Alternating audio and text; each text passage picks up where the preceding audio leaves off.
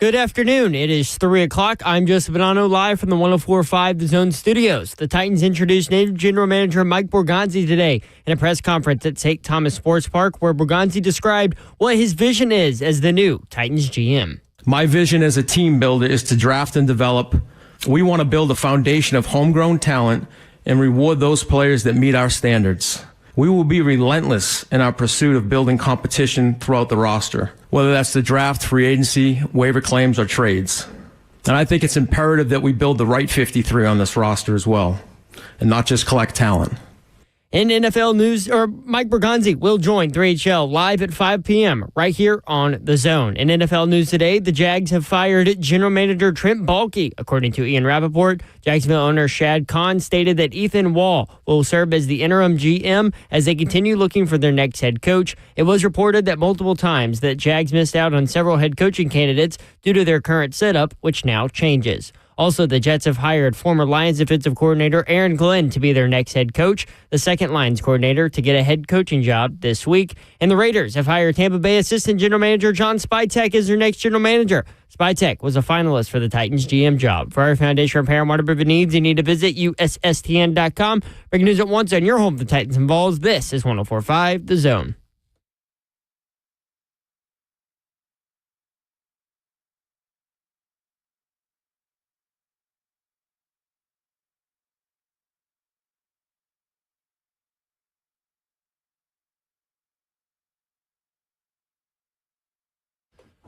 HL 104.5 The Zone. Welcome in. It is with a heavy heart that we start today's show with the news of this morning's tragedy at Antioch High School. 2 kids won't grow old. Obviously, this is a prayerful community, and we want those affected by this tragedy to know that we are praying for you and that the 3HL crew is lifting you up. You are not alone. Days like this are hard. And you think about 2 kids that aren't with us anymore, you know, and the families and the friends and the teachers and that are dealing with that. Also, all of the parents that knew something had happened but hadn't talked with their kids yet, and how hard that situation is. And we're just we want all y'all to know that you're not alone. We're thinking about you. This, like I said, this is a prayerful community, and we got a lot of listeners right now that can lift you up. And maybe we should do a moment of silence where everyone listening can lift up the people in Antioch that are dealing with this situation today. Is that cool? Absolutely. All right, let's do it.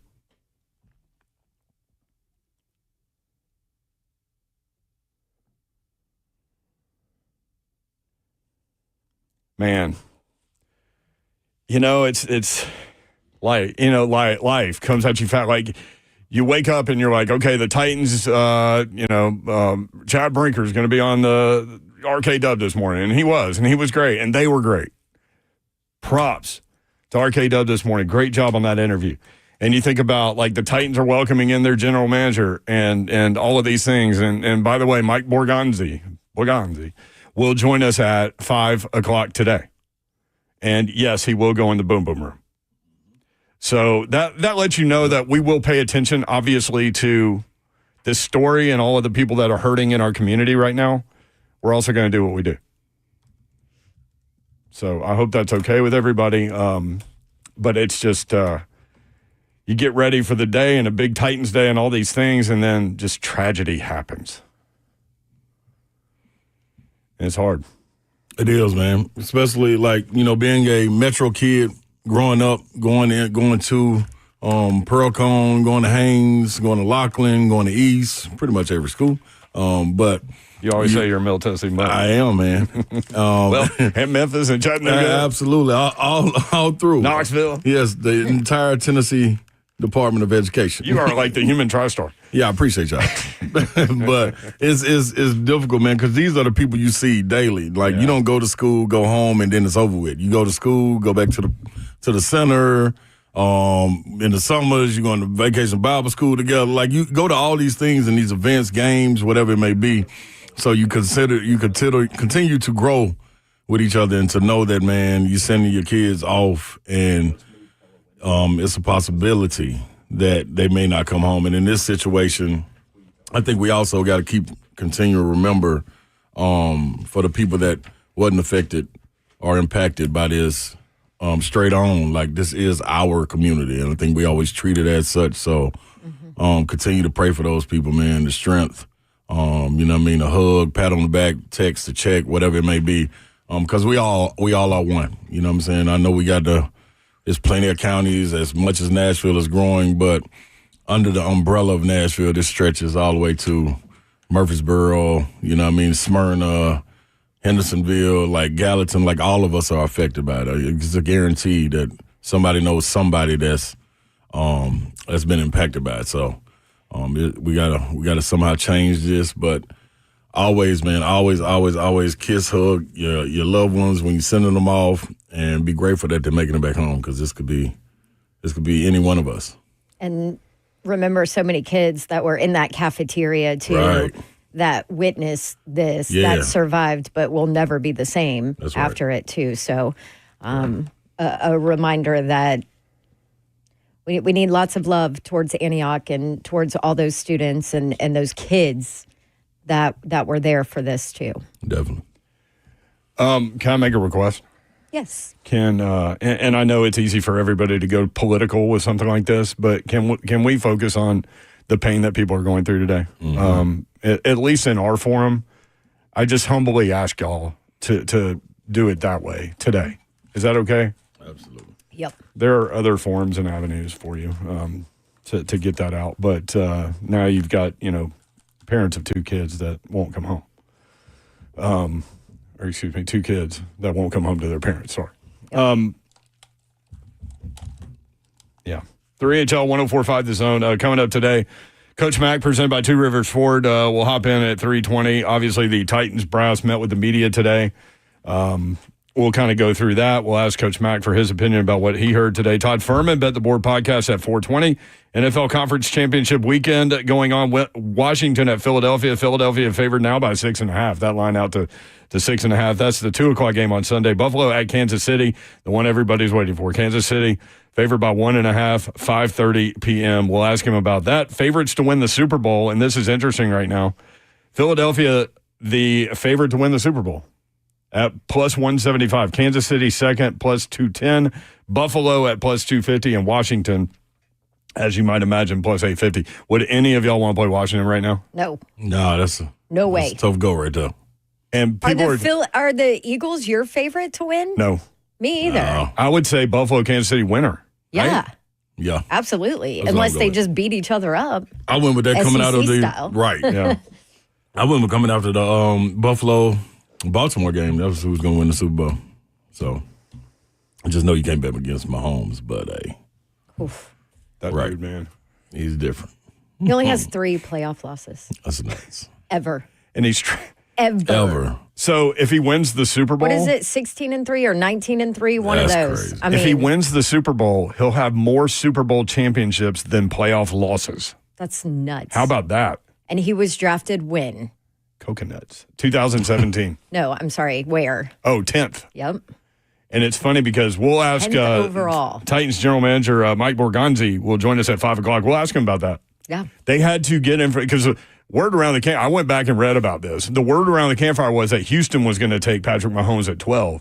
So Kansas City jumped in front of them, even though they had a Pro Bowl quarterback who had been to the Pro Bowl that year. Mm-hmm. They jump in front of Houston, take him at 10, and the rest is history. Oh, as a Titans fan, thank you very much. And he sat, Let you know. he sat the bench his rookie year, remember? And Yeah. And there's Alex- something to be said for that. Alex Smith was a Pro Bowler that year, too. And he led the NFL in passer rating that year. And then they ship him off to Washington. When you got After a guy, that. you got a guy. Such an interesting story. So lots to get into with Mike Borgonzi. Obviously, why the Titans. What does he think about the two quarterbacks? We'll certainly ask him that. Which, for the record, I just want to throw this out there. No way in hell is he going to tip his hand on what he really thinks about the quarterbacks. We're going to ask him, but any smart football business person, it's Lion season, y'all. Yep, guaranteed. So take whatever it is with a grain of salt. We will ask it, but just understand that no smart front office person, when you have the number 1 overall pick and maybe are looking to grab, some draft capital and move back, never are you going to tip your hand on what you're going to do with that first pick. Just want to throw that out there. Mike We'll ask. Borgonzi. Can we just call that guy the Godfather? Borgonzi. We got to see if he got Godfather-like characteristics. The Gon's father? Okay. No. Okay. No, bad. Good try, though. Hey, I tried. never be afraid to throw things out there. Hey, you never is that know. what's your I like last it. name? Banano. Banano. Yeah, you and Borgonzi. Bonanno and Borgonzi. We got something going here. Now, you know what's going to be even crazier when I tell y'all the link the person that y'all know that knows Borgonzi. Yeah. Wait, what? Yeah, just this wait. was in your Boom Boom research? Yeah. Boom Boom Room research? You don't want to share right now? No, I don't want to share right now. It's a person that y'all know, though. Y'all going to be like, well, how are you friends with him? Yeah. Really? Yes. Oh, lock the dope. I can't wait to see what he going to say when Is I this ask at him. 5 o'clock? Absolutely. By the way, Savage Is in it the Pac-Man? No. it's along them lines, though. That's okay. That's the Along one them I was lines. like, man. It's along them lines. Pac-Man's podcast is blowing the hell up. Though. Ramon Foster in the chat on YouTube. Good people, he writes. What up, Savage? Great job this morning. Yo. Mike Borgonzi, talking about that in the press conference, was asked about his options in terms of keeping an open eye for the quarterback position and what attributes he's looking for in a quarterback. We're keeping an open mind on this, but the quarterback is the most important position, Quarterback. arguably, in sports. This guy, I can't wait. So you have to solidify the quarterback position. So we're going to turn over every rock, whether that's free agency draft or, we have quarterbacks on the roster here. We're going to give him every opportunity to play and to compete. But we're going to attack this thing. We're going to be relentless attacking this until we find the answer. What are the attributes you value most in the quarterback? Well, you have to have the physical arm talent, obviously, to make every throw in the league. Accuracy, decision-making are big parts of it. The way you process coverages. The game's changed a little bit, too, so having mobility, not just a pocket passer. And, of course, the leadership part is a big part. They are the face of the franchise. They're your leader. They're the ones that are going to stand in front of the team every day, and they're going to follow them. And that's what they do. They follow, Patrick Mahomes. They follow Joe Burrow. That's what they do. They set the tone. They're the most important, arguably the most important position in all of sports. Man, that accent is thick, huh? It is. Sounds a little like Rick Pitino. That ought to give it away. Sounds who he a is. little Who- bit, Who's yeah. the friend that he knows, though? It sounds a little bit like Mike Detillier, a little Cajun almost. Oh, dude, I that's know New it's York. not. It's not, but He described it as a Boston accent when he was Oh, he describing did? himself. Yes. Oh, there He you said, go. he said, I'm a guy with a Boston accent who loves country music. welcome like- to Nashville, That's baby. like Shooter. Is it Shooter? You figured it out. It is. Every time you say that, I always think McGavin, but it's Pat Bradley, Pat Bradley. who Which I should have called him Pat Bradley. played That's my basketball at Arkansas. Arkansas? fault. Arkansas. Yes. Yes, Yep. Arkansas. With that Boston With accent. that Boston accent, and it comes out every single time he's on SEC Network.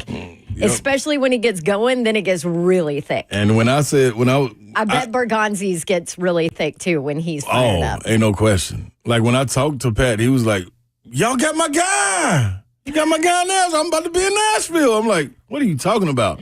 Borgonzi, come on, man. What are you I'm like, Pat okay. Bradley. That's He was like, amazing. he's like, I'm telling him. He said, I'm texting him right now. Give me some tickets. I can't believe Yeah. that you just called that, Mayor. Yeah. That Within Boston the accent. first 13 minutes did of it. the show. How about that? It's all about the accents. The Picking up Because his similar accent was the accents. same. It's exactly the same. And I told Pat Bradley one day that New York accent in Arkansas. He's like, no, Boston. Like, how do I miss that? How do I miss that? Yeah. All right, Coach Mack, Gotta when we get it come right. back, and we appreciate you guys listening. Again, the new GM will join us, Mike Borgonzi, at 5 o'clock. Coach Mack, presented by Two Rivers Ford next on 3HL.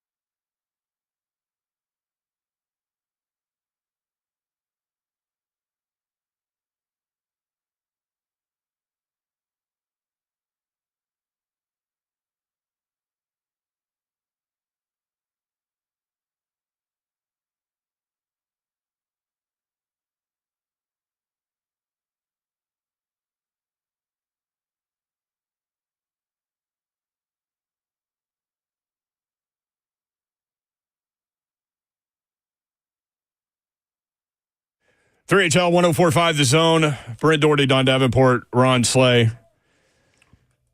Praying for those in our community affected by the tragedy at Antioch High School today. We will continue to lift that community up today as we do what we do. Absolutely. What about that snowstorm down south? Oh, what about I almost got snowed in last night? Did you? In Charlotte, Charlotte? it never snows up there like that. They don't handle it Snow, very well they there don't. No, either. they shut everything down. Yeah. Even McDonald's shut down. Really? Oh, Yeah, like that. It can be up to the window. There's a drive-through window. McDonald's gonna be open. the blizzard of 93 in Knoxville happened on the day that Tennessee lost to Kentucky in the SEC tournament by 70 or whatever it was. Yeah. Allen Houston's last game. Thanks for that one, you. Everything was shut down. 23 inches of snow in Knoxville. Oh, my goodness. 23. Nashville got ice. They got snow. And so we had some, and it was before cell phones. So, like, I literally didn't talk to my mother for like a week. Like, she had no way to check on me. Yo, what do you do with 23 inches of snow? Well, you have a great damn time, is what you do. So, you know what happened? You know, Presidential Courtyard? Mm-hmm. So, people were taking trays out of the cafeteria and then loading snowballs on the trays and going up into the high-rise North Carrick, South Carrick, and just pegging people in the courtyard with snowballs. College students. Get in class. We went sledding on the hill. Wow. My buddy, his name was Avery. He put out the torchbearer, the flame, the eternal flame. Has it ever been put out? That was the only time. And I just named him. Good I job, haven't. bro. I don't know what he's doing. I haven't seen him. Oh, university's going to go question him. They'll find them. Statute of limitations. Not for the torchbearer. Coach Mack joins us now. Coach Mack, we were talking about that snowfall down south. Destin had 3.5 inches. Houston 4 inches. Mobile 7.5. Biloxi 5. It's crazy. Pensacola, Dawn, had 10 inches of snow. Oh, I know. I got pictures from the beach from my beach. girl. The previous record was 3 inches in 1895. Wow. New Orleans had 8 inches. They were playing hockey in the French Quarter. Yeah. It's crazy. On ice skates, real life ice skates, not roller hockey. Coach Mack, tough day in this community. Obviously, we're going to do what we do with a prayerful and heartfelt eye toward the people in Antioch that are dealing with this. But we appreciate you being on. How are you? Absolutely, guys. Tragedy. I just got back from the facility, from the press conferences, and then just this horrible news. I mean, it's a tragedy. It's traumatic for everybody involved. I mean, it's hard to wrap your mind around it. And I know that you guys do a great job of keeping people informed, but it just breaks your heart. It breaks your heart on so many different levels. I mean, there's not anything that you can say that can relay the grief that's going on to those people involved. Yep. Just, as Slay said earlier, just hug on people, love on people, and that's what we're going to do. Busy day at the Titans facility. Obviously, Coach Chad Brinker did Ramon, Kalo, and Will this morning. Did a great job. Those guys did a great job talking with him, and then he addressed the media. Mike Borgonzi had his opening press conference. Busy day down at the facility today. Yeah, it was, and I was up there. I talked to Chad. I met Mike Borgonzi. Very impressive. I talked to Coach Callahan a little bit about Bones Fossil. So I mean, I was up there today, and they answered a lot of questions and did a really good job of laying out what's going to go on. Of course, I got on early here, and I heard Don say something that's very, very relevant. And I know you guys are going to have Mike Borgonzi on later on, and he's going to be getting 1,001 questions about what are you going to do with the number 1 draft pick. And I promise you, he won't tell you. He'll be. We'll still ask. Don's 100% right. I mean, he's going to be as diplomatic and he's a really smart guy. I mean, I really enjoyed meeting him. But the thing about it is, they're beginning a journey now that there's going to be a lot of conversations. And both those guys will hit the ground running tomorrow. They're both going to be in Frisco, Texas tomorrow, going through the East-West game. And so, I mean, it's on now. But it was a really busy day up there today, and I enjoyed meeting the new general manager. Look forward to working with him, and I talked to Chad, talked to the head coach, and then of course clearly talked to a lot of other people up there, and they're excited about where they're going. So when we ask him about the first overall pick, you don't think he'll just be like, we're taking Cam Ward? you don't think he'll do that? He might do it in the boom boom room. He won't do it right just straight out. Yeah, right. weird things happen in the boom boom room, Coach. Sometimes you kind of lose yourself a little bit. Yeah. Well, somebody needs to warn him before he gets on. But I mean, he can handle it. Oh, he'll handle it. He'll handle it. Believe me, he'll handle it. He'll handle it very, very, very well. I guarantee. So, no, I mean, he's going to be and this kind of a situation where he came in. They did a very thorough search. They came up with a guy. I mean, you look at his credentials and what he's done. I know a lot of guys on that staff up there that are on the football staff. His resume for those 16 seasons that he's been in Kansas City speak for itself. And like we say in West Texas, I mean, the man's got a lot of water in his bucket as far as what he's been able to do and be involved in putting together there. And that's what he's going to do here. Yeah. I want to go off a different path just for a second, and then we'll get back to Sure. Borgonzi. But you mentioned just it's like hit the ground running, right, with these All-Star games, East-West Shrine Games, Senior Bowl, all of that.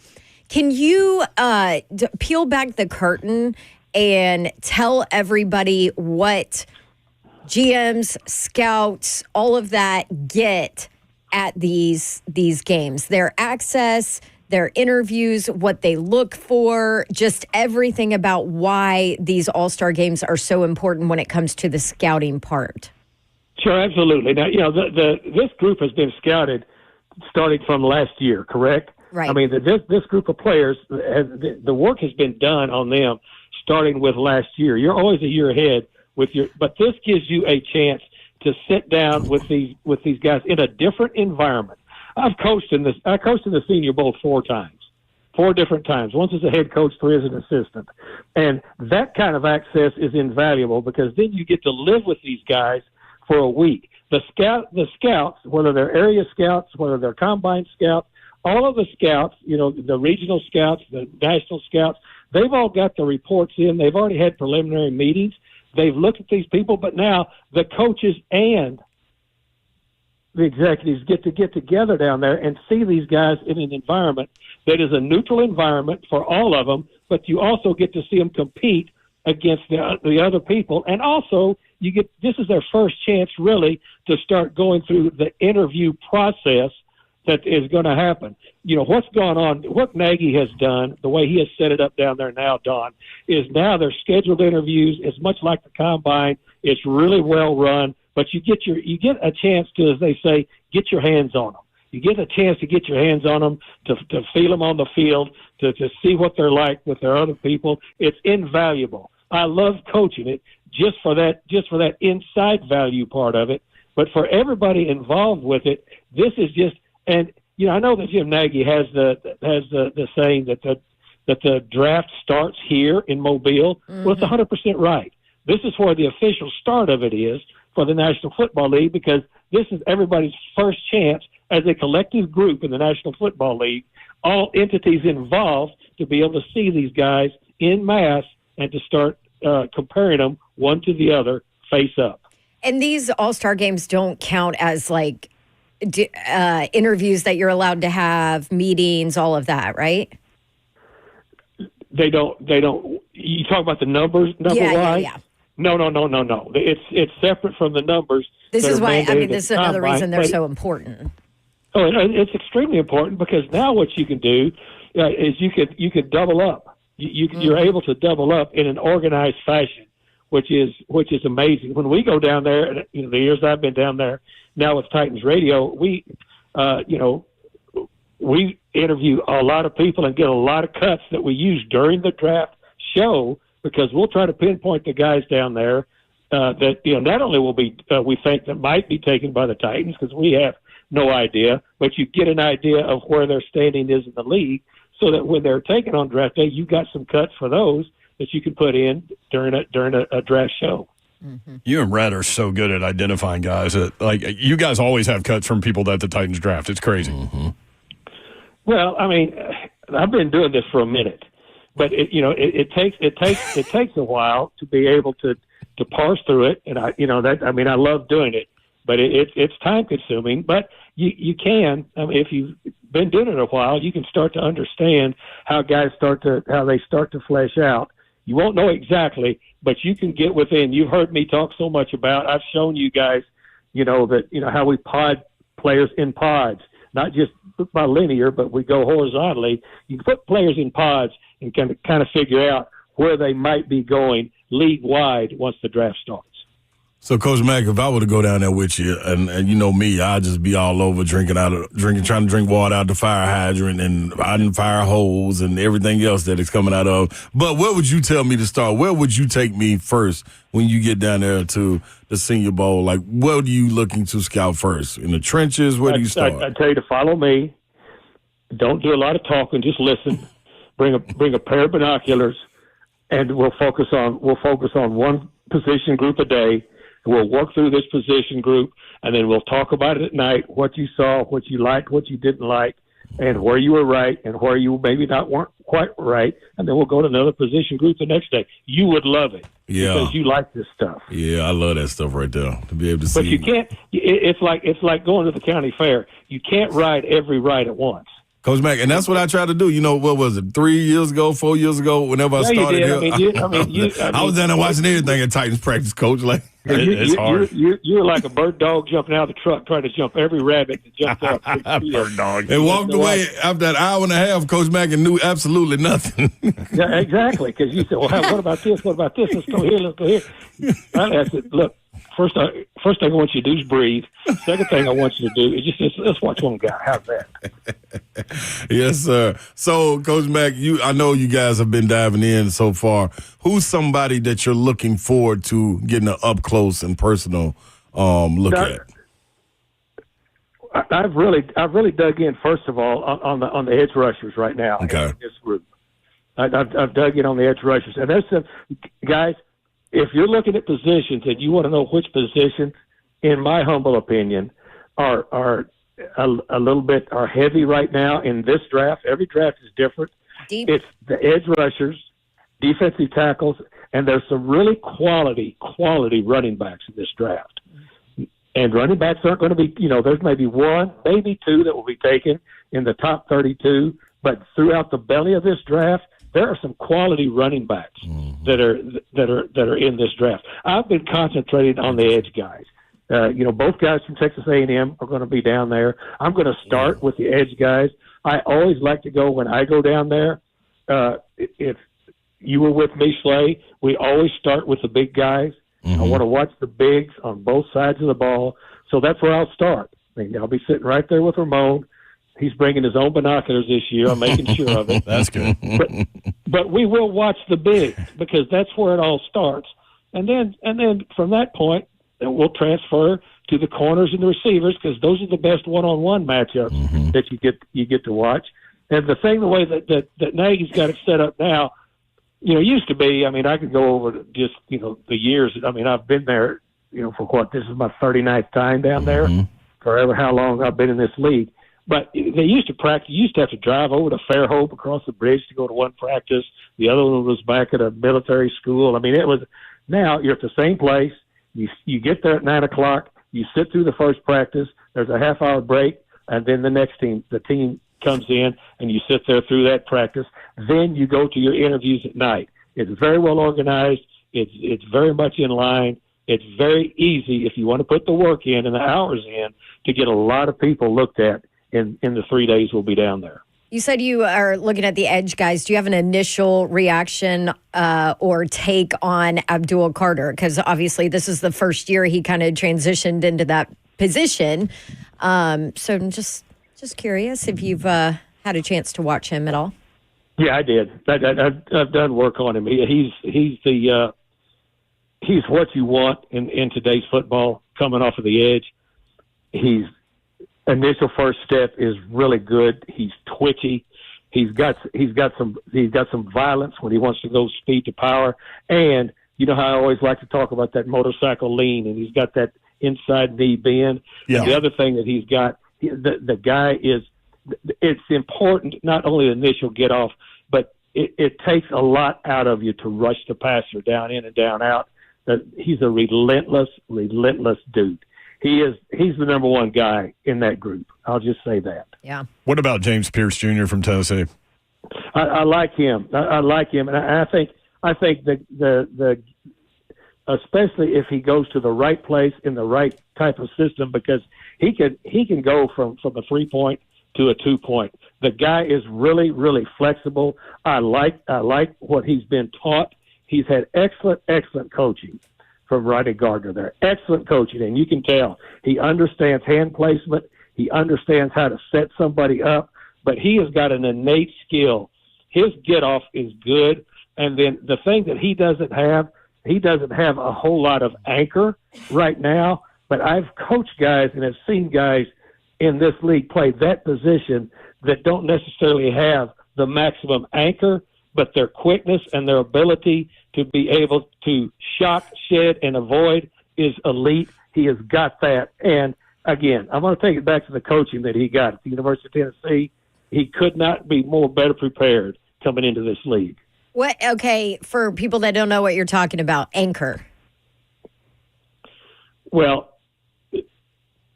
some guys just naturally have a lot of lead in their ass. You know what I'm saying?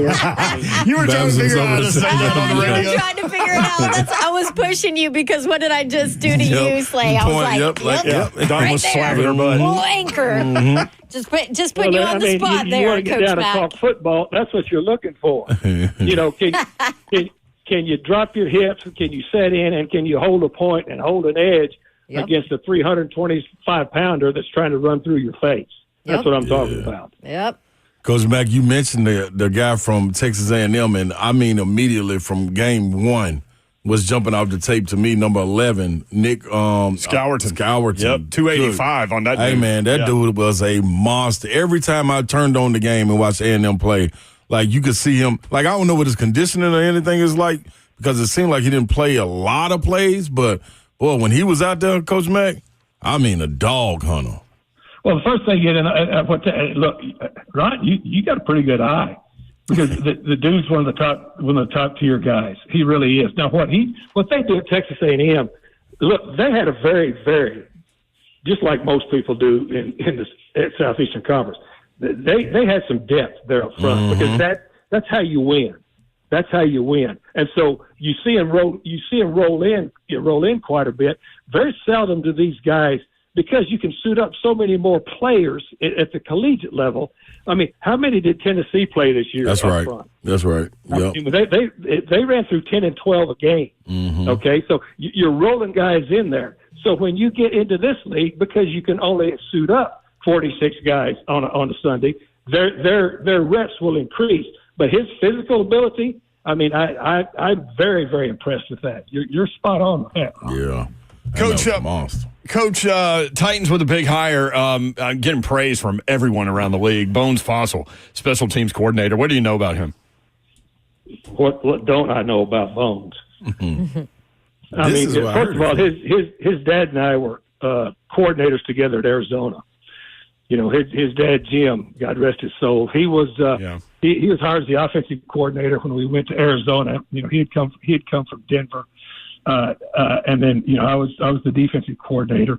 And then, you know, after we had some success there, he was hired as the head coach of the Giants, and then I got the head coach of the Cardinals, and we were still in the NFC East, so we, you know, competed against each other a lot. But I've known, knew Jim for a long time, and I knew Bones.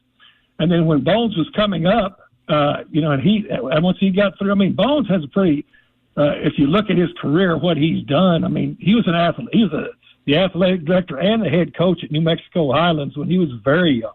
If any of y'all ever been to New Mexico Highlands in Las Vegas, New Mexico, God bless him. Because, I mean, but the guy is really, really talented. You know, when Fish got the job at St. Louis, his dad, Jim Fossil, called me and said, look, Bones, his contract is up at Oakland, and you think you guys would be interested? So, you know, Fish, we brought him in there, and Fish interviewed him, and it was a home run. It was a home run, and now he's been one of the premier special teams coaches in this league for 20 years. For 20 years at a very young age. He's very, very unique. When we took that thing over in St. Louis, guys, we had no kickers. None. I mean, they'd been 15 and 65 in the previous 5 seasons, and they had no kickers. So Fish told Bones, look, we're not going to draft any kickers, but you go out and find us the 2 best free agents you can. Well, he went out and found Johnny Hecker and then Greg Zerline, who both had double-digit careers, Pro Bowl careers. Yeah. Thunderway. But the way that he develops special teams, and again, I was an assistant head coach, for those 5 years with Bones up there. In his meetings, it's very unique. Look, the guy is not only extremely bright and energetic, but he draws those guys to him, and that's really important for a special teams coach. You have to draw those guys in to that unit and draw them in to wanting to be the best at doing that, and he's proven it. I mean, you just look at his record at his special teams wherever he has been. That was a huge, and I told Coach Callahan that today. I said that's a huge get for you. Yeah, number 1 in punt return touchdowns, number one in 40-plus yard kick returns, number 1 in kick return average, number 1 in kick return touchdowns. Tremendous year with Dallas last year. So great hire there by Brian Callahan and the crew.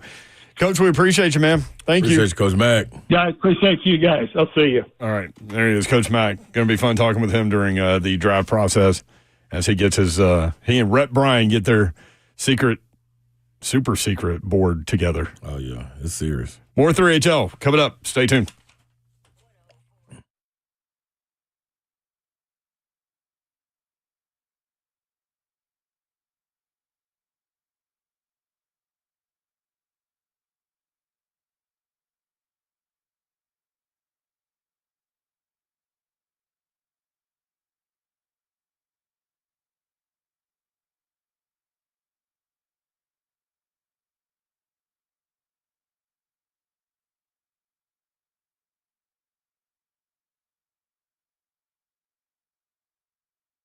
Sometimes it is just time to upgrade things in your home, right? Maybe your windows and your doors, especially with these cold temperatures. It was 4 last night, apparently.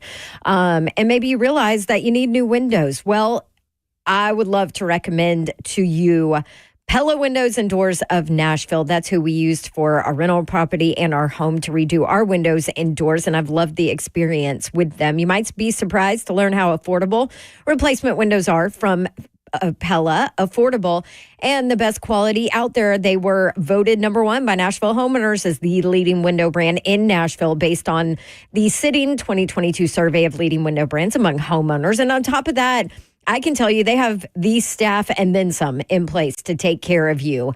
I love a good deal. You love a good deal. My friends at Pella Windows and Doors of Nashville love a good deal, giving you 50% off qualifying installs and no money down, no interest, no payments for 12 full months. 615-249-1910. You can also easily just schedule that free consultation, tell them Dawn sent you, and have them come out and show you what they can do for you. Go to PellaNashville.com. If you are often feeling tired, lacking motivation and drive, gaining weight, or noticing a loss of muscle mass, these could all be signs of low testosterone. Don't wait. Find out. At Low T Center, they make it easy to get your levels checked. It's a simple test, and with their on-site lab, you get your results right there. Low T Center, not a typical doctor's office. Their physicians specialize in treating low T with testosterone replacement therapy or TRT for each patient. The experts at Low T Center have more than a decade of experience helping patients, and super important, their personal treatment plans are optimized for each patient. These aren't just basic standard treatments for current patients. Low T Center offers you a $150 referral credit for each new patient that you refer. And at Low T Center, you can also get your health evaluated for treatment with prescription GLP-1 weight loss medications. So get back to being your best. Go to lowtcenter.com to book your appointment today. That's lowtcenter.com. Low T Center, reinventing men's healthcare.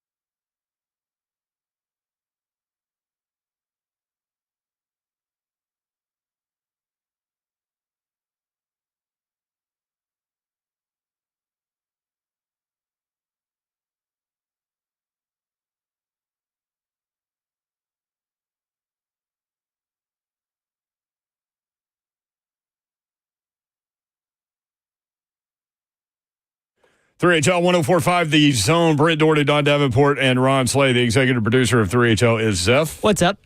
Coming up at 4:20, Todd Furman, Bet the Board podcast. Will break down the NFL Conference Championship weekend from a betting perspective. And even if you're not into sports betting, Todd Furman's information, absolutely incredible.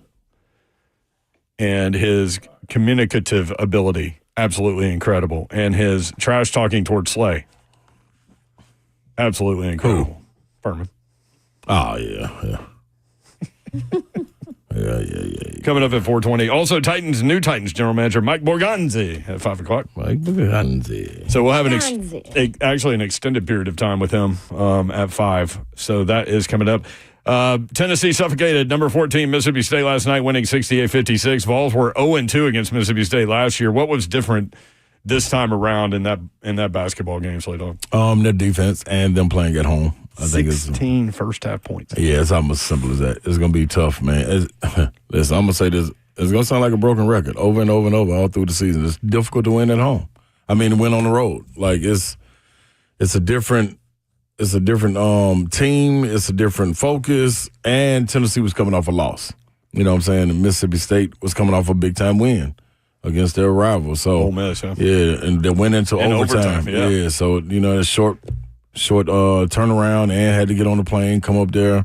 They did a great job on Josh Hubbard, locking him down. Chaz Lanier came out with a different focus. Mentality was changed. He was going out with the mindset of getting the ball up to the rim. And, if they give me a sliver of light, I'm going to let it fly. He's hit 9 threes in the last 2 games. You think he's back? Yeah, no question. I thought he was back at first. I just think the hesitation was there in trying to get others involved. And the way you get people involved when you're a shooter, you got to shoot. Like, you open up opportunities with people's eyes on you, where if somebody else is guarding somebody, their attention is on you because they know you're going to shoot, which allows them to go to the boards or set a flare screen to get somebody else open. So you got to be who you are in a team concept in order for the team to thrive. I remember they had that same conversation with Dalton Connect last year. Yeah. Yeah. This is almost the same thing at the same time of year. Man, I was talking to it's funny how similar those guys are. It is. I was talking to a coach about it, and we were talking this morning, and his words were, him and Dalton were the same. Dalton just got it quicker. You know what I'm saying? He was like, it's interesting, man. It's interesting. It's interesting, but it's going to be there. It's going to be there. And you got to love, let me just say this, Zakai Ziegler being the head of that team, he has Rick Barnes' ear, and Rick Barnes listens to him. So Zakai is being, behind the scenes, a lot of people won't know, but he is being a true leader. Like a true leader, and Babsy would love it. Like when people say coach on the floor, yeah, literally, it's you're talking like about it's that one of those situations. Like if he sees, if Babsy sees our producer Zeph being hard on me, Babsy has no problem going to Zeph and saying, "Hey, all right, I'm gonna need him. Like you can lay off him a little bit." You know what I'm saying? Like he's wow, that's helpful. Yeah, he's in control. Zakai, 9.7 assists. What did he have, 6 steals last night? Yeah. Like 4 in the first half. ZZ. It's crazy. Tennessee held Mississippi State to 16 first half points. That's the lowest first half point total for Mississippi State since 2015. Tennessee, in its last 23 games against AP top 15 teams, 17-6. Yeah. Crazy. Vols coming up at number 1 Auburn on Saturday, 7:30 p.m. on ESPN. College Game Day will be there. That's going to be their first broadcast of the year. It's a night game, boy. Yep. Then number 9 Kentucky, number 5 Florida, number 22 Missouri. That's the grind of the SEC. I was looking at Vanderbilt's schedule.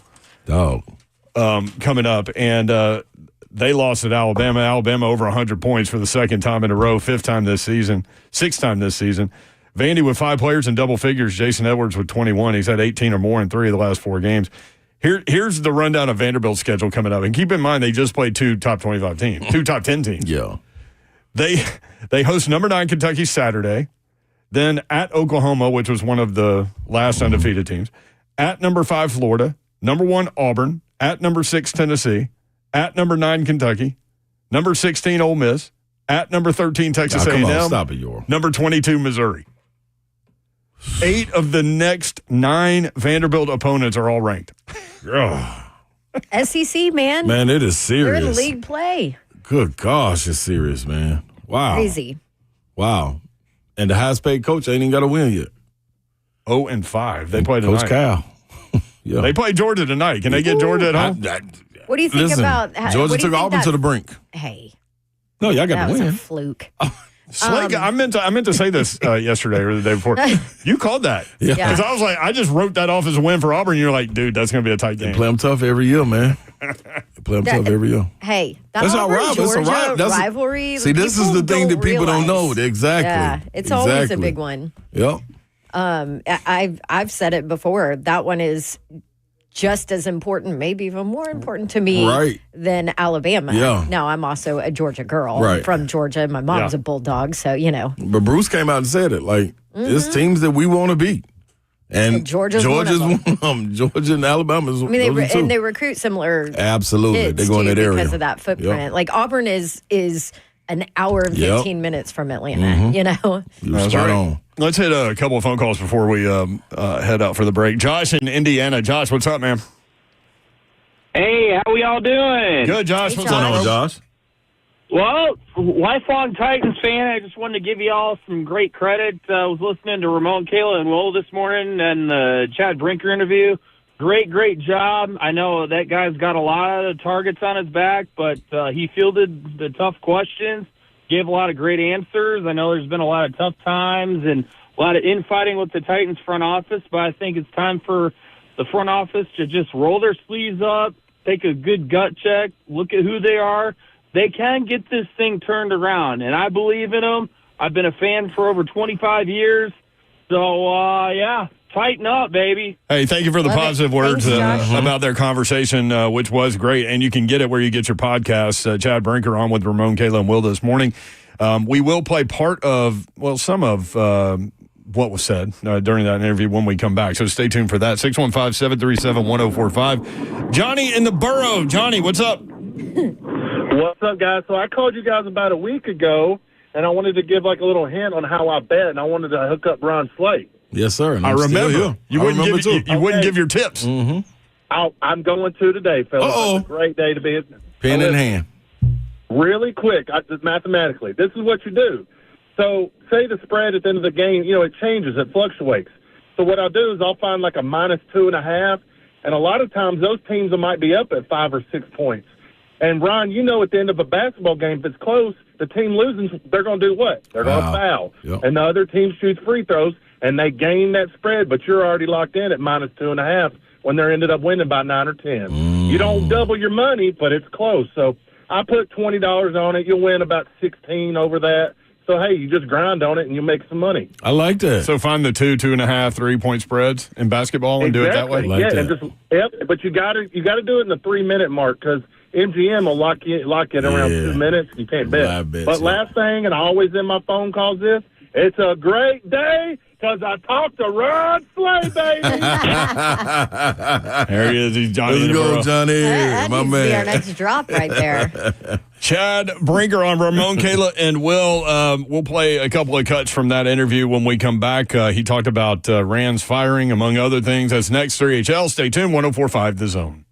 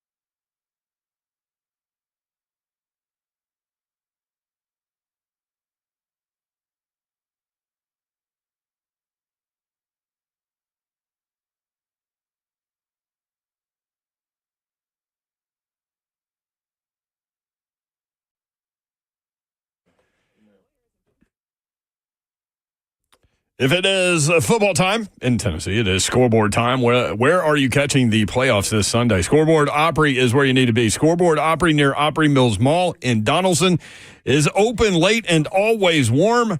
Go check out their brand new football menus with new food and drink items that are sure to impress anyone, with tons of TVs on their huge heated deck. There's not a bad seat in the house. Maybe you're ready for some fun this weekend. If you are, there's no better place to kick off the weekend than Scoreboard Bar and Grill. Catch the best live music, never pay a cover charge, tons of free parking, the largest selection of bushwhackers, coldest beer, and absolutely delicious food. Scoreboard Opry is your weekend headquarters, whether it's for the music, the games, or the great vibes. Scoreboard Opry has everything you need for the perfect weekend, and don't forget to catch the Spasmatics every Sunday at 4. Scoreboard Bar and Grill.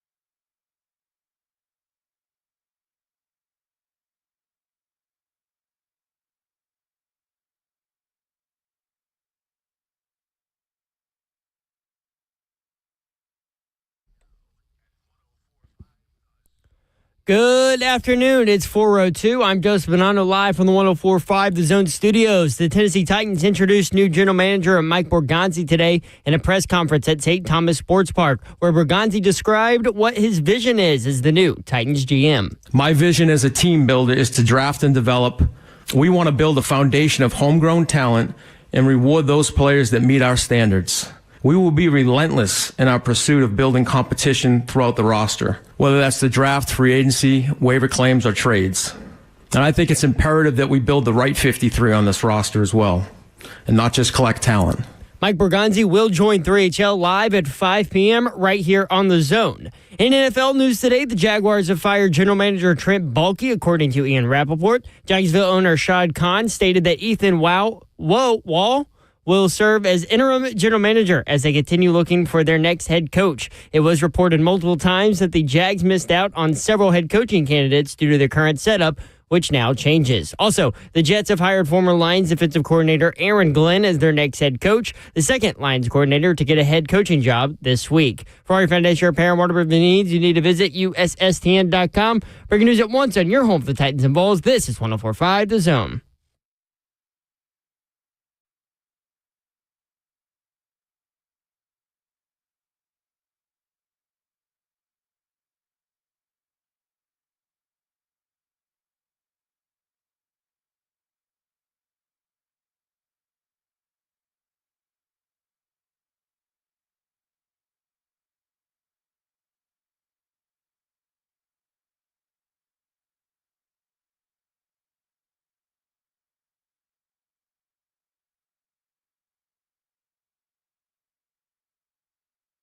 Three HL 104.5 The Zone.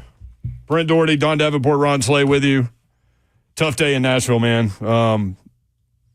Outpouring of love and prayer for everyone in the Antioch community dealing with the tragedy today at Antioch High School. We began the show with a moment of silence. So I know, obviously, this is a prayerful community, and a lot of 3HL listeners lifting that community up today, and it's tough, man.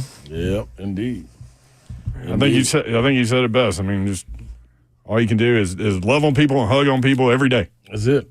And remember, it's our community. This is not just Antioch.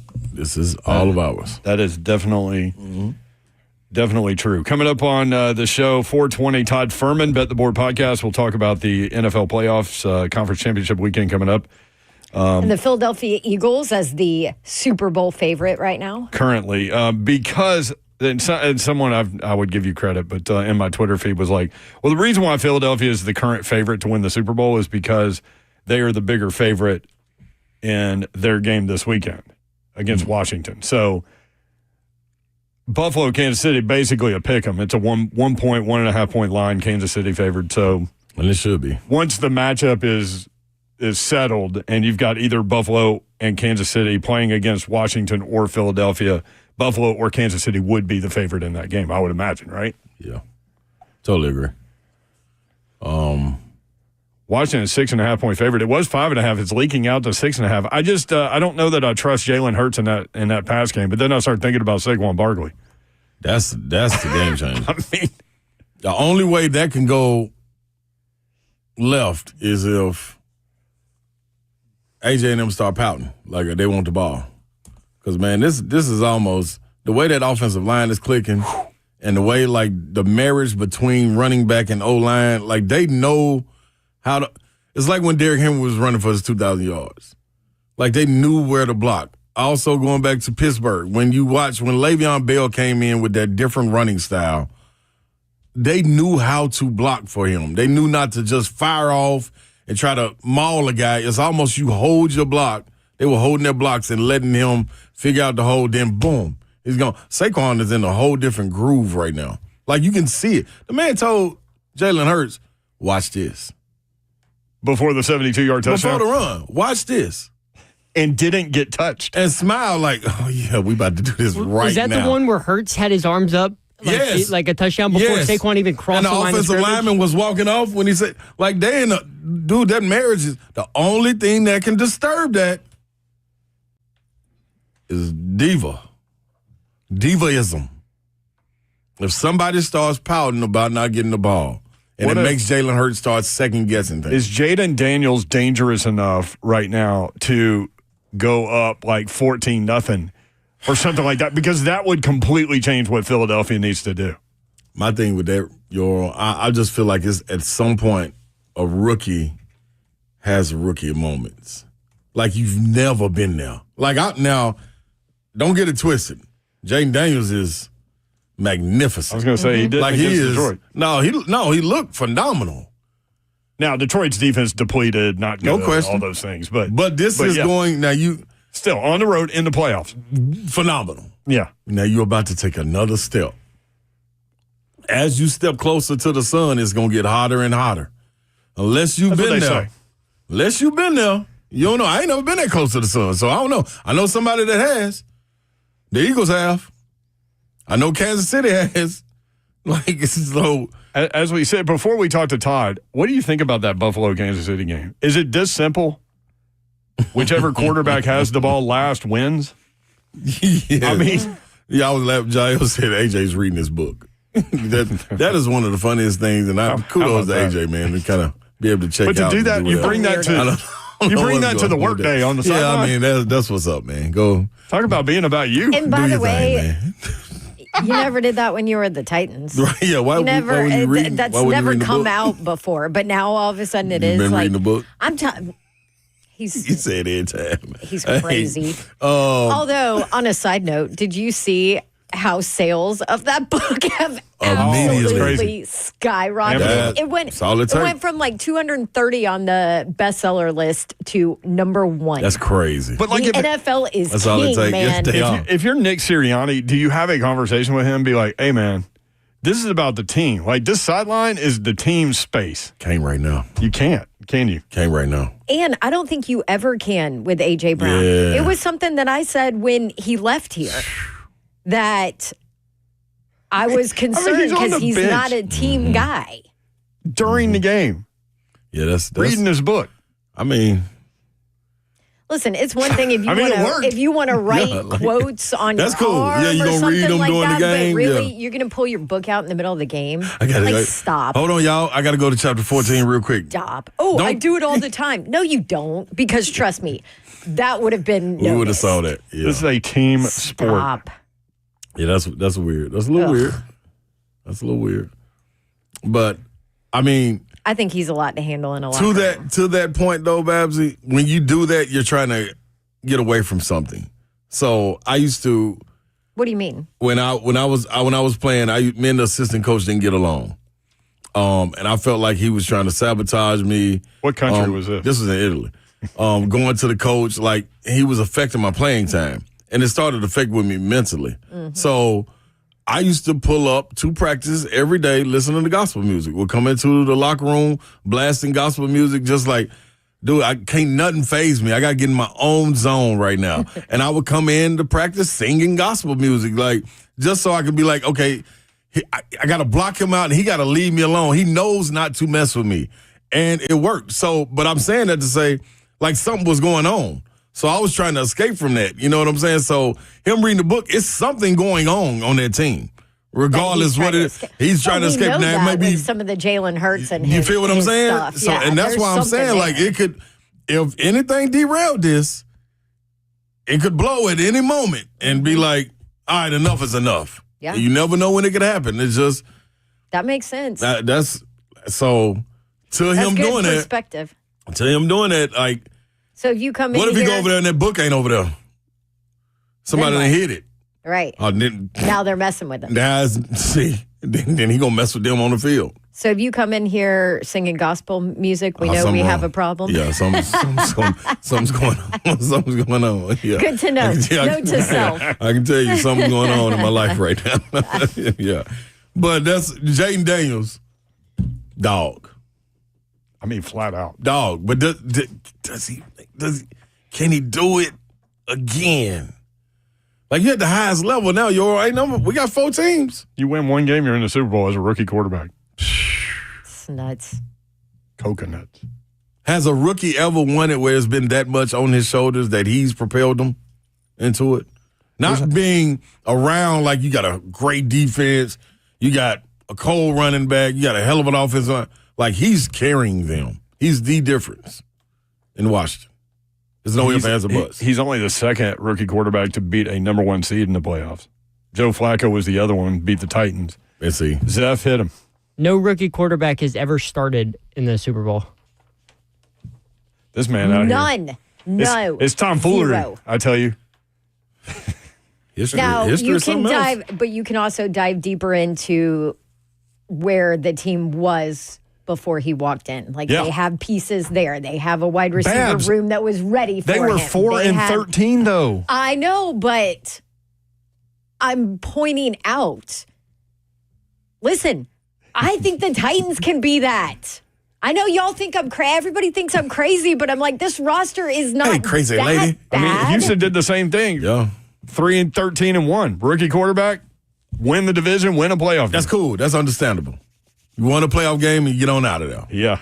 This what he's doing. That's what I'm saying. Like, he's the reason. For the season.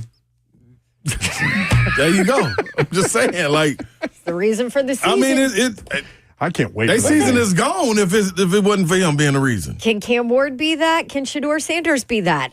Yeah, I'm just saying. That's what we talked about. I mean, we talked about that the other day. Does it make you want a quarterback more as a Titans fan, seeing what a rookie quarterback can do? That's a lot on Jaden Daniels' plate. It's a lot. We didn't get to Brinker this segment. We will a little bit later. We got sidetracked by We did. Typically the do. hopes of a rookie quarterback. I mean, it should keep happening. Todd Furman will break down these two games when we come back. Stay tuned for Break him HL down. 104.5 The Zone.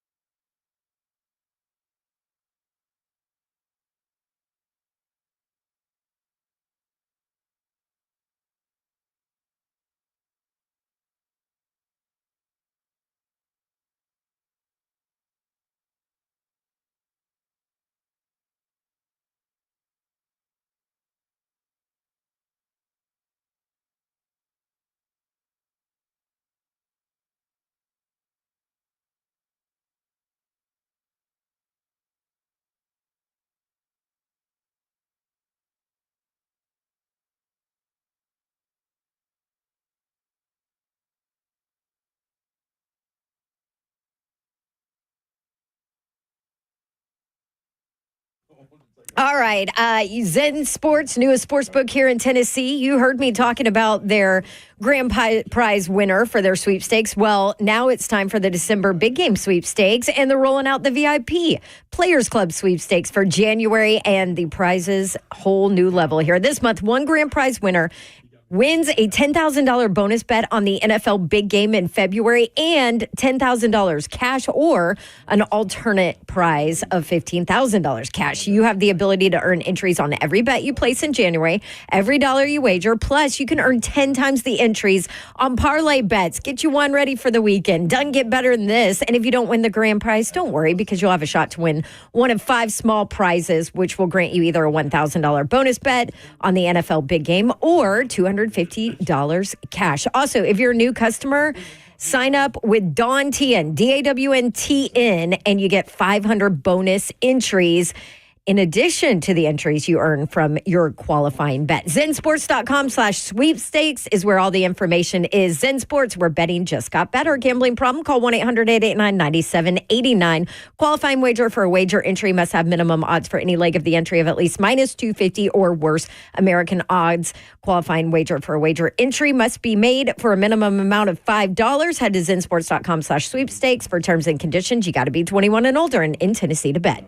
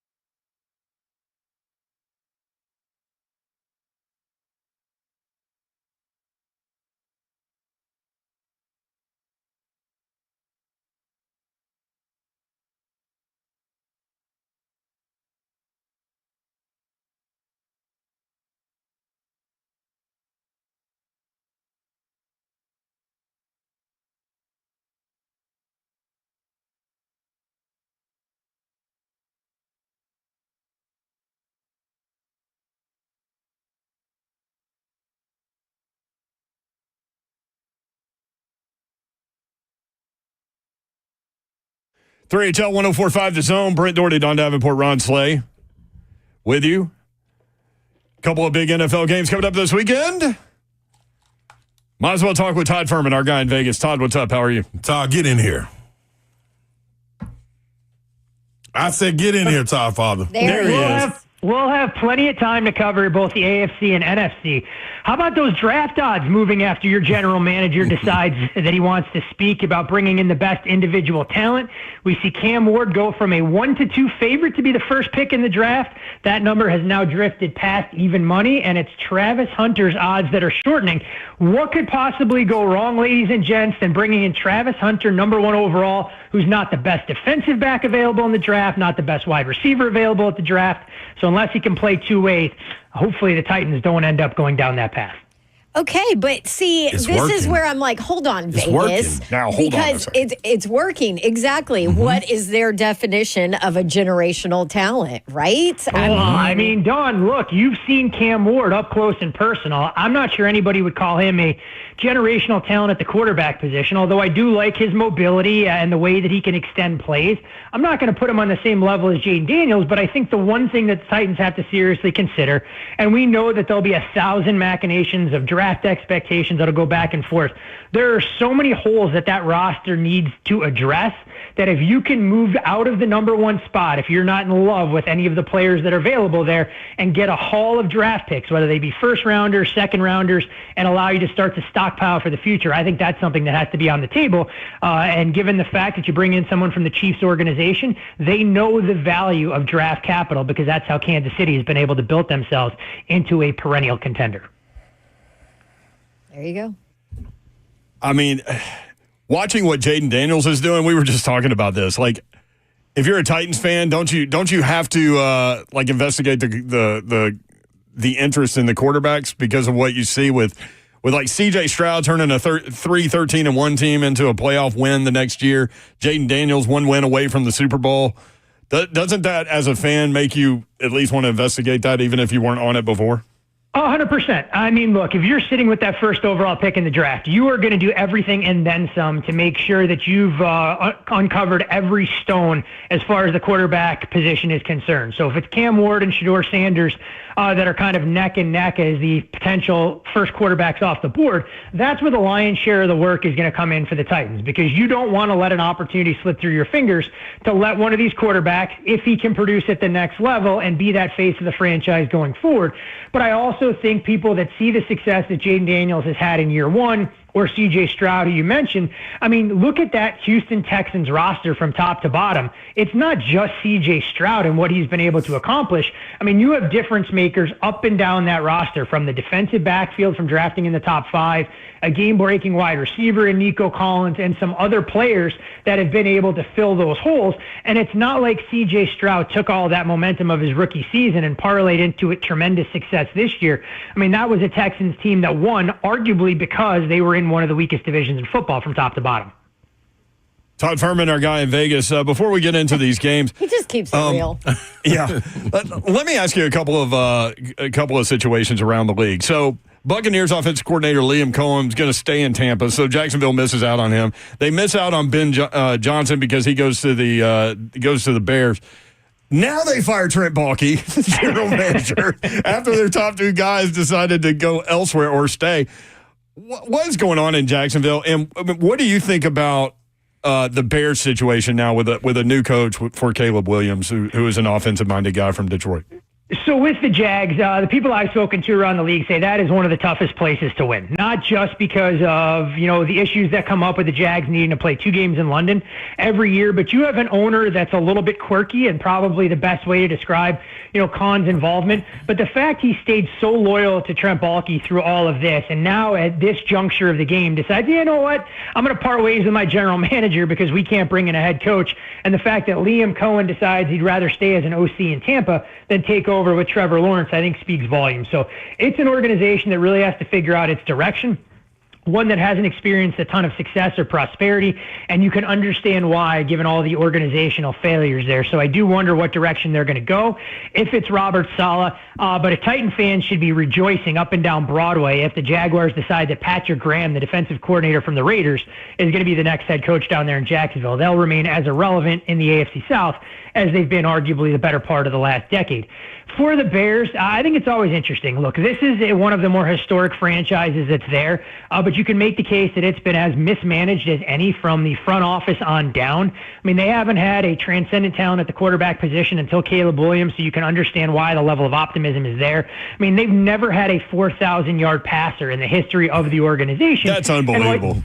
Yeah, I mean, look, Jim McMahon was good, but Jim McMahon wasn't exactly asked to do a whole hell of a lot. Right. When that team was achieving lofty heights in the 80s. It was built around defense, that blue-collar mentality, and the town loves a winner, but somewhere along the way, you have to bring in the right people. And while Ben Johnson is, an offensive guru, we've seen what he's been able to accomplish, maybe I'm a little bit more skeptical. I do think you have to roll the dice with an offensive-minded head coach and a second-year quarterback, but Ben Johnson had the perfect situation for him in Detroit. I mean, he had an offensive line that Holmes had built with a ton of draft capital, veterans, and a guy like Penei Sewell, who's a linchpin there. You have skill position players, and you had the perfect situation for Johnson to be able to go in and take over.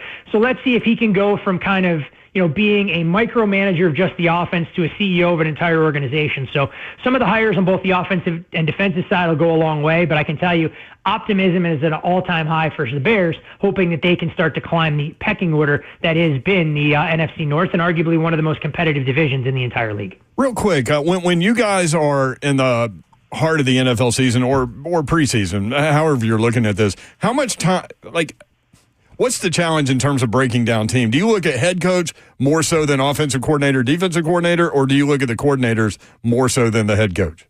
We have coordinators that we like a heck of a lot more than others, both on the offensive and defensive side of things. There are certain head coaches that are better as CEOs than they are X's and O's. So you want to try and figure out which organization is building the right way. Like Mike Vrabel, Titans fans can attest to, he wasn't going to be the offensive mastermind to take the Titans into the 21st century. He wanted to make sure he was handling some of the roster construction, game management, and players that fit that culture. You eventually get to a point where you can't get over the hump because you don't have the pieces around you. But in New England, for example, Vrabel's not going to have any part of what's going on offensively. He's going to hand the baton over to Josh McDaniels and let him take care of things there. But when you're trying to assess these teams, it's not just the coaches in the front office. It's not just the players in the field. I mean, schedule goes a long way. And so for a team in this instance, like the Washington Commanders, that are going to go from a 5.5 win total to now having lofty expectations, there's a very good chance that if their schedule gets handed out, and it will be much more difficult next year, that you could see them take a step back, much like the Houston Texans did in the sophomore season. And it's not because the football team is worse overall. It's because you have to bring it on a week-in, week-out basis, which, as we know in the NFL, can be extremely difficult, and no greater illustration of the ebbs and flows of teams that finish in last place and use that last place schedule to catapult them into the postseason, like we saw with the Commanders, like we saw with the Vikings, and, of course, the Denver Broncos as well. Todd, Father, man, just outside of the numbers, if you were to hold the first pick and you had the Titans franchise, where would you go? I mean, look, I'd be trying to trade out, Slay. I know it's easier said than done. I just think that there's enough teams that are inside the top 10 that are as desperate, if not more so, to try and bring in that franchise talent at quarterback. And someone inevitably in the process is going to fall in love with Cam Ward, maybe more so than the Titans or Shedeur Sanders or whatever other piece is there. So if you can trade down like the Bears were able to do, I mean, look at everything that they were able to get when Carolina wanted to come up and draft Bryce Young. The jury's still out on Caleb Williams, but you have the opportunity with the more first, second, and third round picks you have to take some of those swings and misses. You don't have to be as correct with every one of those picks. So if the Titans are able to do that and stockpile draft picks, unless they love a player that's going to be available at number one, there's no reason to force it, because I don't think one player makes this franchise immediately relevant going into next season. All right, let's start breaking these games out. Todd Furman, at Todd Furman, Bet the Board podcast. What's the podcast schedule? That's what we need to know, Todd. Father. This week. I mean, look, 2 more podcasts and that's it, ladies and gents, for football season. So we will have an in-depth podcast.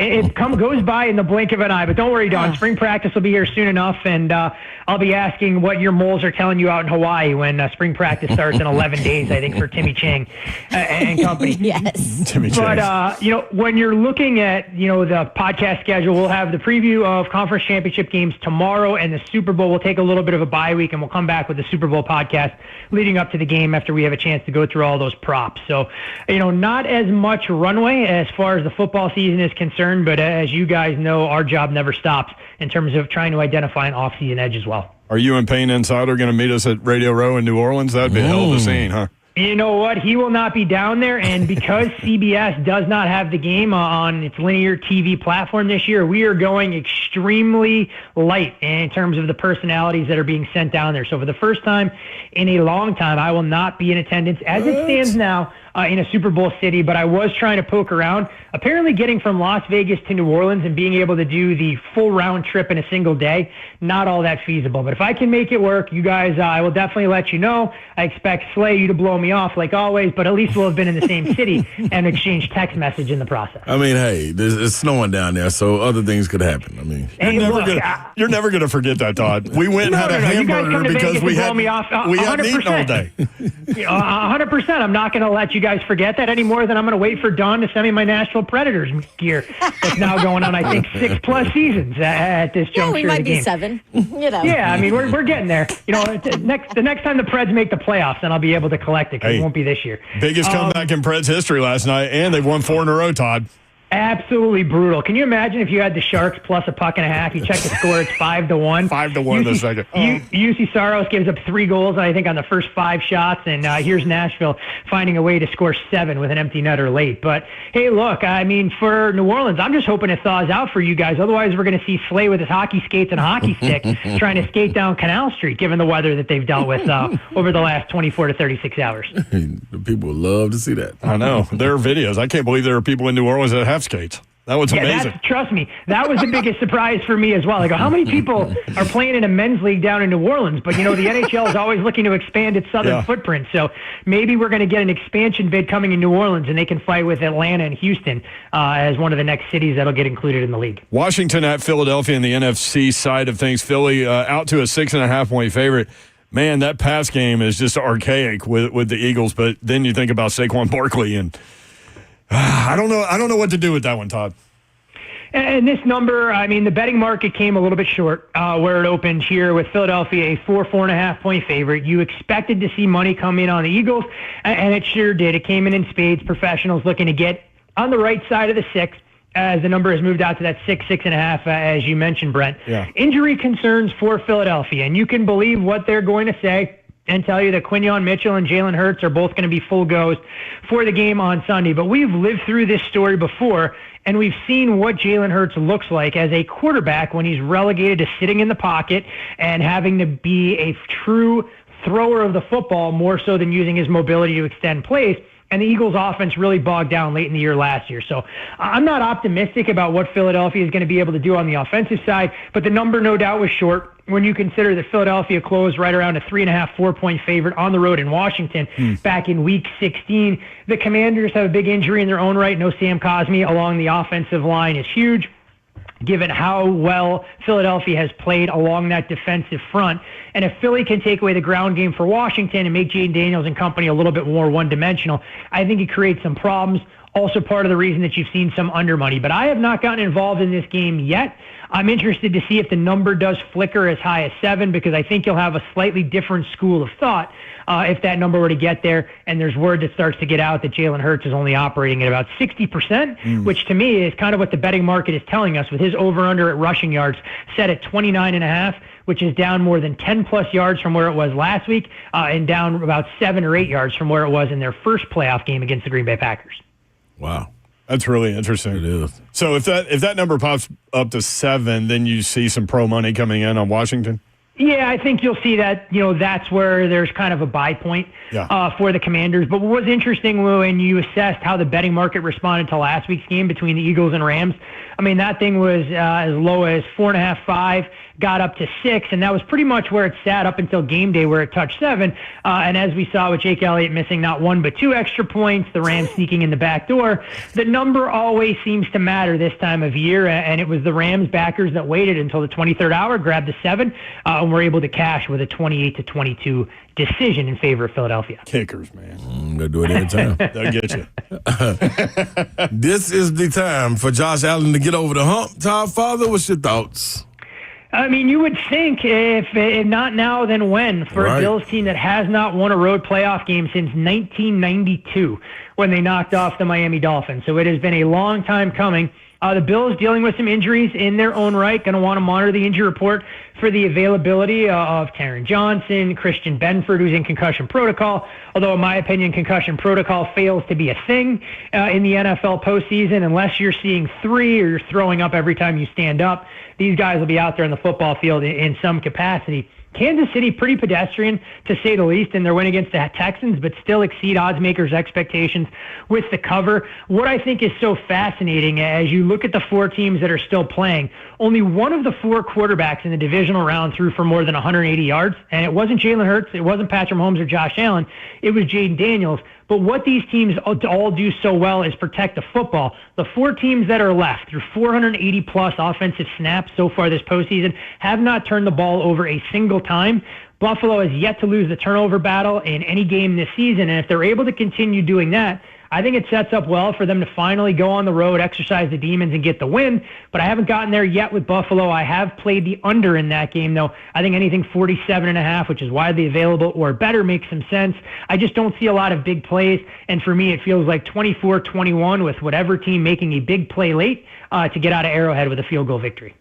24-21. Okay. Good job, Father. Dang. So, Buffalo, Kansas City winner will be favored in the Super Bowl no matter what? Not no matter what. Again, I know we mention it all the time in terms of how public perception plays a role, but you are most likely forecasting Buffalo and Kansas City to be about a 1.5 point favorite against Philly. Both would be in that 4 to 5 range, at least the way things stand now if they took on the Commanders. And for those folks who are more inclined to bet totals, the highest total on the board in terms of forecasting the matchups would be between the Bills and Commanders. Mm-hmm. The lowest total would be the Chiefs and Eagles if we get a Super Bowl redux from what we saw a couple of years ago down there in Phoenix. Todd Father on the way out, just for poops and giggles. Big game coming up this weekend. Who you riding with, Babsy and the Fighting War Damn Eagles, or Big Slay and the Fighting Volunteers? You know what? Good on your beloved Volunteer, Slay, for a convincing win yesterday against Mississippi State, bouncing back from that heartbreaking loss. I was wondering when you were going to say anything. Against Vandy over the weekend. You know, Auburn will open a slight favorite in this particular spot, but I think this is the kind of game where you're Auburn, you'd love to have all hands on deck. The challenge for teams right now in the SEC, I mean, you can make the legitimate case that Auburn has the best home court advantage in the entire conference going, and I think you have to try and be able to quantify that in this particular equation. So no strong opinion here for me in the game. I think Auburn opens as a slight favorite in the game, but if you were able to grab the Vols, you know, anything north of 5, I think they make sense as a live underdog here. Okay. Yep. There he is. Appreciate it, Tom. You guys, I mean, speaking of which, I mean, do you guys have a friendly wager between the two of you for the only regular season meeting that we're going to see between your proud alma maters? We should. It may be something to come I'm about down to steal it. your Pringles over there first. We'll bet them first. You're going to bet barbecue Pringles? Yeah. Well, that's exciting. This is where we are, Todd. Look, I mean, I know Brett, I know ESPN is going through job cuts, but I didn't think making money over there working for the 4-letter network was as tough on Slay and Dawn that they could only afford to bet Pringles on a particular outcome between Tennessee and Auburn this weekend. It's all those parlays that Slay loses. Dawn, I think you hit it. I think that is the real reason that Slay's disposable income, since he's now a married man, isn't quite there, and what he's burned through in his parlays have created a little bit of problems. But Slay, I'll give you a little bit of a silver lining, by the way, on the way out. What up?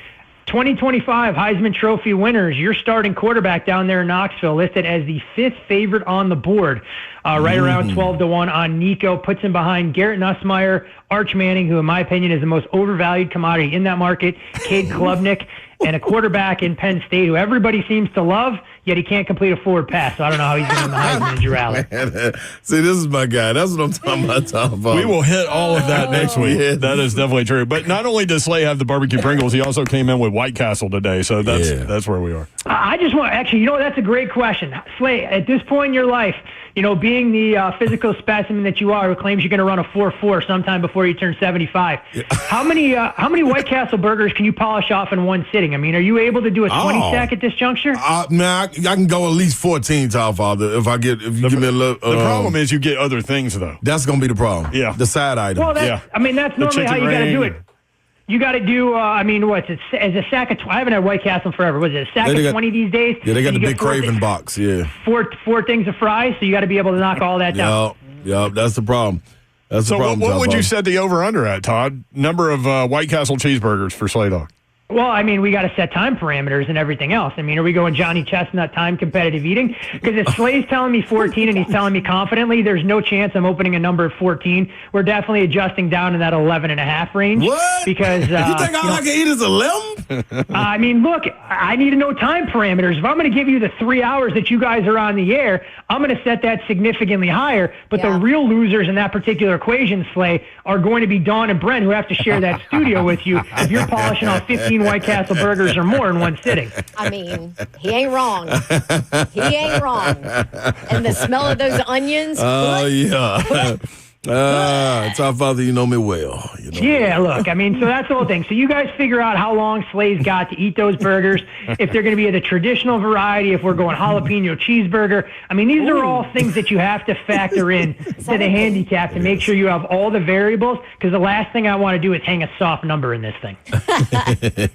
Yeah. Oh, good stuff. There's a joke in there as you sit in Las Vegas right now. All right, Todd, good By stuff. the way, Furman, I am coming to Vegas. I'm not going to say when, but for a 40th birthday party Oh, Lord. for my girl. So I'm going to hit you up because I need to plan in advance what we need to do. We may all come to that one, Top Wait, Father. you guys aren't invited. I mean, hey. You know what? I'll hit your all wife up. for one. We can definitely set up an aggressive itinerary. It depends if it's an all ages type show, if it's a little bit edgier. I mean, we'll send you in the right spot so nobody comes home with their innocence intact. Let's leave it that way. Oh, we edgy. We edgy. There we go. Oh, And apparently, fuck.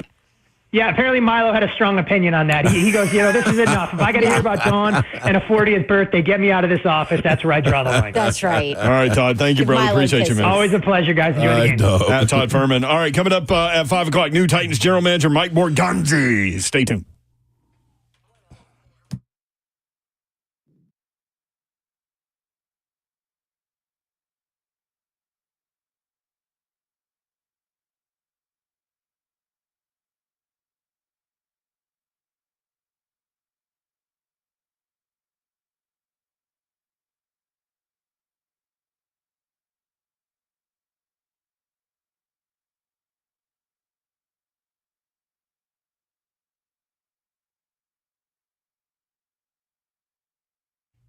All right, y'all, listen up. KellamStemCellInstitute.com, where you need to head over to get this holistic stem cell therapy working for you. Get that inflammation out of your body. Quit popping those Aleve and Advils and all these little things that you think that's going to get you right, when you can get something that's going to last for a lifetime. And guess what? They harvest your body's stem cells and store them for future and continued use. That's right. So your body, your cells, your solution. I understand exactly what it is. I had such great results with my knee. I wanted to expedite the results in my hip, so I went back to Kellam and got a shot of their secret sauce. That's right. Nanoparticles and other growth factors function by increasing the energy output of your cells, as well as improving cell communication. So it's like calling your cells, telling them, get up, answer the phone. Let's get this inflammation up out of your body. That's what happens. All you got to do is set up your consultation today. Talk to Dr. Kellam direct, 615-850-4415. 615-850-4415. That is KellamStemCellInstitute.com.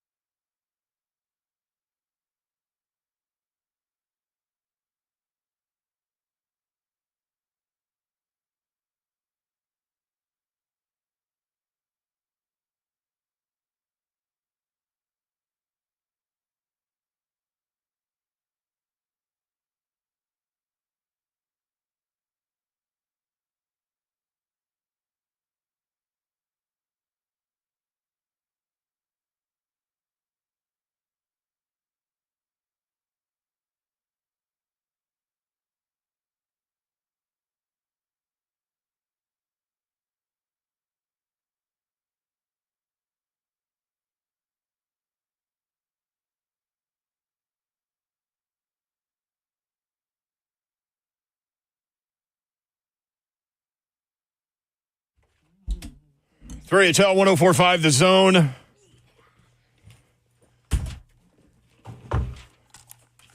Tough day in our community today. Absolutely. Thoughts and prayers to everyone affected by the tragedy in Antioch today. Tough day. Thinking about y'all, praying for y'all. I know the 3HL family praying for you, lifting you up as best we can. Tonight, by the way, new Titans general manager Mike Borgonzi at 5 o'clock, if you're just tuning in. That's coming up in about 10 minutes, and he will hit the boom boom room. Yes, he will. Must go in to the boom boom room. Do you think that Mike Borgonzi has been warned about us? If he hasn't, shame on Bert, shame on Chad Brinker, shame on everybody on Puff. Robbie warmed him. Yeah, like shame on everybody if he hasn't. You just don't walk in there. Is that the first question y'all are going to ask? Probably. Mm-hmm. Honestly, probably. I'm curious to know how familiar with Nashville he is, too. You know, like how big of a part of this was familiarity with Nashville, raised family here, that kind of thing. Mm-hmm. So we'll ask him that. Tonight in SEC basketball, number 5, Florida at South Carolina. Florida favored by 10.5. Slay Dog on SEC Network, 6 o'clock. Florida really, really, really, really good. I would take South Carolina in the points because they are. I'm talking about they inching closer and closer. They're right there. They're right there. They lose every game 66-63. Yeah, they are right there, dog. So they lost to Auburn 66-63 and Tennessee 66-63. What I'm afraid of, if they lose this game, though, like hope could go out the window. And it's going to be hard for Coach Parrish to rally everybody back. It's be kind of one of those stretches like Missouri had last year going 0-18. Need to feel a win. Yeah, man, because you're right there. Arkansas 0-5 tonight, hosting Georgia. Yeah. Arkansas is going to Rupp Arena, not too far from. And Georgia back in Rupp. This would let you know it's crazy. Georgia is a favorite walking in there. It's tight. It bounces back and forth. Oh, okay. I saw it at 1.5. I've seen Arkansas 1.5. I've seen Georgia 1.5. For it to be that close though, but I will say Boogie Flan is out for the season with that hand injury. So another top 25 matchup: 13 Texas A&M at 16 Ole Miss. Ole Miss coming off the tough loss to Mississippi State. Ole Miss favored by 3.5. That's the one right there. Now that's going to be a matchup. It's going to be interesting to see. By the way, Lipscomb is tied for first in the A-Sun with 3 other teams at 5-1. MTSU tied with 2 other teams for the Conference USA lead. Belmont 4th in the Missouri Valley Conference, 2 games behind first place Bradley. TSU 4-5 in OVC play, but the Tigers have won 2 games in a row. Yeah, they won a big one last night. Was it last night when they had the game winner? Mm-hmm. Yeah, that was pretty big for Penny. Also, in overtime. Speaking of TSU, we talked with Todd about Ben Johnson going to the Bears. Shout out to Eddie George. Got the interview with the Chicago Bears. That is absolutely awesome for him. I wonder how those interviews go. That guy's resume, man. Oh, yeah. We want to put that on there. I wouldn't put it past him to be an NFL head coach, would you? No, that'd be at some point. That'd be pretty dope. That'd be pretty dope. I'd be interested to see that. Buccaneers offensive coordinator Liam Cohen will stay in Tampa, taking himself out of the running for the Jags head coaching position. Ben Johnson did too. Ben Johnson, according to disaster. Yeah, disaster. Ben Johnson, according to Diana Rossini, said wasn't real keen on the power structure over there, the front office structure, meaning GM. So it took 2 head coach candidates to be like, you know what? I don't know if I want to come to this organization, for Shad Khan to be like, yeah, maybe we should fire this guy. So they did fire Trent Baalke today, according to Adam Schefter. Jags will have second interviews with former Raiders defensive coordinator Patrick Graham and former Jets head coach Robert Saleh. Dumpster fire. All right, let's take a break. When we come back, new Titans general manager Mike Borgonzi on 3HL. Borgonzi!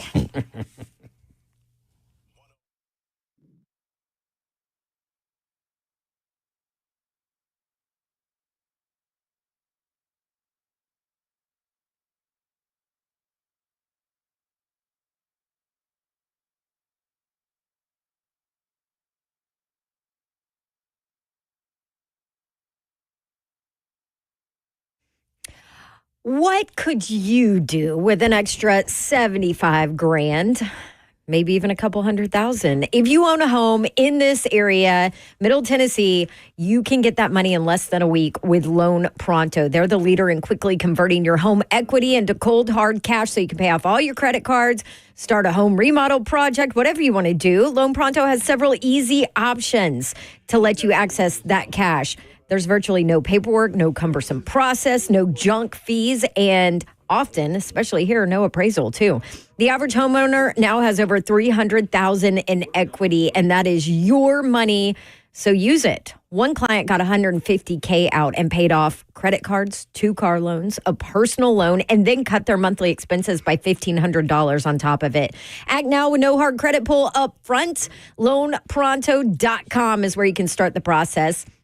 615-499-5780. Get the money you need for anything. 615-499-5780. That's loanpronto.com. Equal housing lender, NMLS 1661781. Subject to lender approval, NMLSconsumeraccess.org.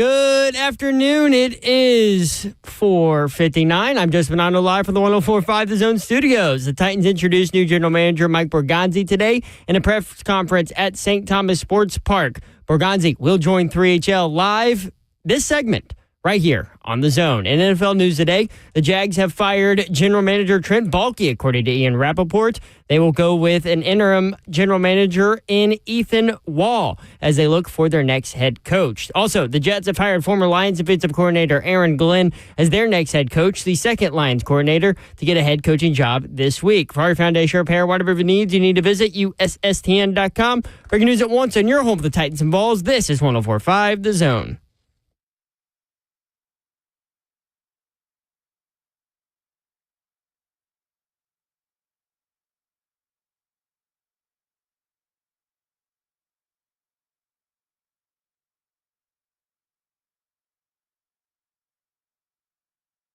Three HL 104.5 The Zone. Brent Doherty, Don Davenport, and Ron Slay with you on a Wednesday afternoon in the Music City, which means what, Slay Dog?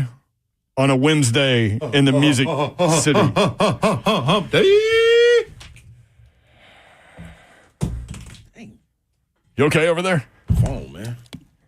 Somebody might have been messing around in your snacks. Hey, Babette. wait, listen. You little traitor. You're on camera. Babette, did you come over and try the Cheetos too?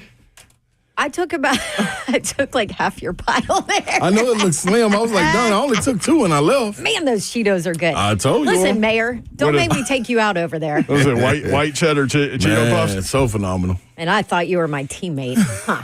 I am your teammate, but I also like to poke the bear a little bit and get you going. New Titans general manager Mike Borgonzi joins us now. Mike, welcome to Nashville. Thanks for hopping on 3HL. Have you been warned about us? No, I have not. No. Perfect. Thanks for having me on, by the way. Good. Perfect, Mike. Hey, how familiar with Nashville are you? You know, the first time I was down there, I was working at Boston College, and we played in the Music City Bowl. So I think that was back in 2007 or 8.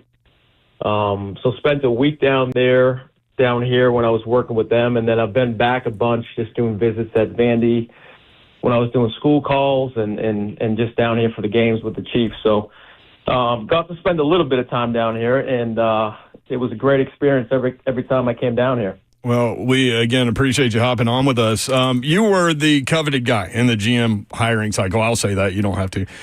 What was it about the Titans' opportunity that made you choose them? I think I mentioned it today in the presser. You know, I went through the interview process, and, you know, I met with Amy, and, you know, I thought it was great ownership here. I thought there was great people in the building. And like I said, too, the city of Nashville was attractive for me. You know, we do have the number 1 pick in the draft. So I thought that was attractive. But really just the people. And, you know, I've known Chad Brinker for a while, and we've talked about working together for a long time. So, you know, I think everything kind of just lined up, and I think it's going to be a great place for my family, too. I have 2 kids, so it's going to be a great place to raise a family. There's been so much talk in this market about roster control. How will the roster responsibilities be organized between you and Chad Brinker? I think we talked about that a little bit today, and I mentioned in Kansas City, you know, we had a group of people that were decision makers, and you know, whoever had control of the 53 was never discussed. So for us, you know, we made decisions when we were in Kansas City for the best decision for the Chiefs. So, you know, I will have, you know, authority over the draft and free agency and any kind of roster moves, and Chad will be there to support me, and he'll have the final decision if there is a tie. But like I said in the presser today, I've never been in a draft room where we were talking about a player and I got overruled, or somebody got overruled by the person who had the 53 control. It just doesn't happen, especially the way in our process too. Do you think it's kind of crazy that it's been made such a big deal here? I'm sure you got asked numerous questions about it. We're asking you about it. Yeah. Everybody wants to talk about it. It's kind of weird, huh? Well, I get it. I mean, it's put into people's contracts in the league, and I think it does get overblown a little bit, and no one really knows whether it's the coach, the GM, sometimes it's the owner that has the 53. So, yeah, I mean, I get the questions. I get it because it's a new setup here, too. But like I said, it's not going to be an issue. So you mentioned knowing Chad Brinker. What about him and what about you guys working together? Do you feel kind of helped to influence you wanting to say yes to joining this team? So I've known Chad for about probably 16 years now. I first met him on the road when we were doing advanced scouting. And, he comes from the same system I did. When I was in Kansas City, we had John Dorsey come in who implemented the Green Bay scouting process. It was first created by Ron Wolf. So we have a very similar background, and we speak a lot of the same language when we're talking about players and the scale and the process. So, I thought it would be a great partnership. And we talked in the past about working together in some capacity. Over the years, we've talked to players, and so I think it's going to be a really good fit for the both of us.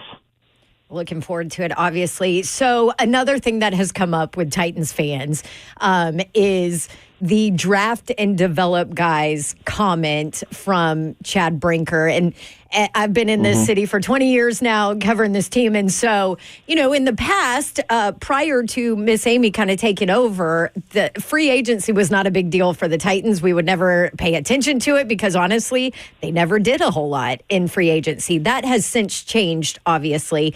But I think Titans fans are curious with the emphasis on draft and develop guys. Will that change how, I guess, free agency is looked at or will look like for the Tennessee Titans now?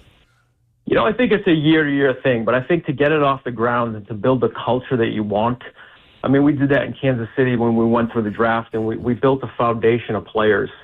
And I think that's how you build a culture. You can't just put a team together in 1 year. And that's the only way it really works. That's the way it worked for us when we were in Kansas City. Is, you draft these guys, and then there's a culture that's set in place, and it becomes a standard, and you keep on stacking very good draft classes.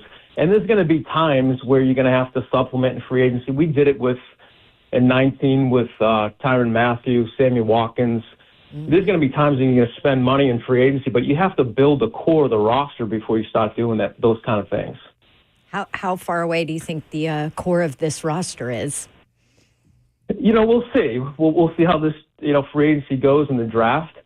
There's going to be urgency to fix this. We had 3 wins last year, so that's not good enough. Yeah. So, we'll see. There's some pieces on this roster for sure. We went through it in Kansas City. We were 2-14 in 2012, and then 2013 we supplement with some free agents. But we really built it to the draft, and we drafted Kelsey that year in the 3rd round. We drafted a tackle, Eric Fisher, in the 1st round. So, that's when it really started. So, we became a playoff team in 2 years. We want to be patient with it. We want to be disciplined, but the urgency is still there to win. Man, Mike, 2012, 2013, that was a long time ago. Yeah, but those have been good since. Those two so that seems like a lifetime ago. Those two picks you mentioned were pretty good. That Trey Smith pick in the 6th round wasn't bad either. Man, that was all right. Yeah, we knew all about him for sure from Tennessee. New Titans general manager Mike Borgonzi with us now. This is the part you should have been warned about, Mike. Yeah, Mike. We have now something called the Boom Boom Room, and I know with Chad Brinker and Burke Nihill and Miss Amy and all them, they may not be able to overrule you, but when you walk in here in the Boom Boom Room, you can't get overruled. Now, when you come in the Boom Boom Room, the door's locked behind you. You have to answer everything to the best of your ability, telling the truth. If not, you will be locked away in the bottom of the Boom Boom Room, and there's only 2 meals per day down there with a nice little cot for you, and it gets cold. But if you do answer correctly, you will be let out. Do you agree to these terms? I agree to it. Let's go. There it is. Lock the door, Zelf. There's that accent.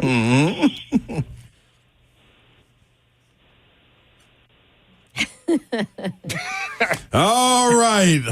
New Titans General Manager Mike Borgonzi walking into the boom boom room. But we're going to set that to the side. Mike, when you walk in here, man, it's just two of us, man, just having a little chit-chat, man. Ain't nobody really listening, even if they are eavesdropping on us. They ain't really listening to us, just getting to know you a little bit. So first and foremost, you got to have a nickname, and I would prefer to call you Mike the Bull. Well, you must have been talking to someone from Everett then, huh? Oh, okay. Okay, Mike Was that a the former Bull. SEC player? Hey, I know where that's coming from. these basketball guys stick together. Mike, these basketball guys stick together, man. Yeah, they do. Oh, I know their history. SEC, I know. All right, Mike, tell me a little bit about that though, man. The Bull, you in the backfield. Give me where that nickname come from. Well, I was a fullback in college, and I don't know. One of the local newspapers started calling me the Bull. So Bradley still calls me the Bull 30 years later. But yeah, that was way back in high school. So it stuck. All right, it stuck right there. It stuck with Pat. It stuck with him. Well, you know that's now about to be your nickname on this show forever. No. All right, going away from that, man. They know that they call me Borgo in KC. That was the nickname. Okay. Like that. There you go. Borgo. Okay. Yeah, so yeah, all right. Borgo. So the competition level between you and your brother, it comes down to it. Who's more competitive, you or your brother Dave Borgonzi? Oh, I was. I won all the pickup games in the backyard. Yeah. No questions, no ifs, ands, or buts, right? No, there's no question about it. No, I was the older brother. I won them all. Okay. All right, you get one meal to pick. You get you some Kansas City barbecue, or you get you some good Tennessee barbecue, or soul food. Ooh. You can have a choice, or you get the crab rangoons with some fried rice. Which one you picking? Oh man, I'm gonna be honest. It's the crab rangoons. All day long, no question. Yeah, no, that's probably one of my favorite appetizers right there. Yeah, I love it. Yeah. Give me an influence in your life, man, that you had each stop. You know, maybe you can go teenage years, adult years, and then to where you are now that you would lean on. And if you could go back and tell the young Bull, hey, Bull, go, Lou, listen to him a little bit more on this one. Going way back now. You talking about way back? Yeah. There you go. Yeah. Or would you like me to throw John DiBiasio out there? No, John would be. That would be it. That was what I was going to say. It was my coach, and John actually coached basketball too. He was Pat's coach in basketball. He was certainly my mentor and most influential, figure in my life besides my parents when I was growing up. And I think Pat said the same thing. Yeah, absolutely. Yeah, it was DiBiasio. Yeah. Love that right there. Have you ever been told the accent is a little too thick and you tried to leave it behind just a little bit? You're in the South now.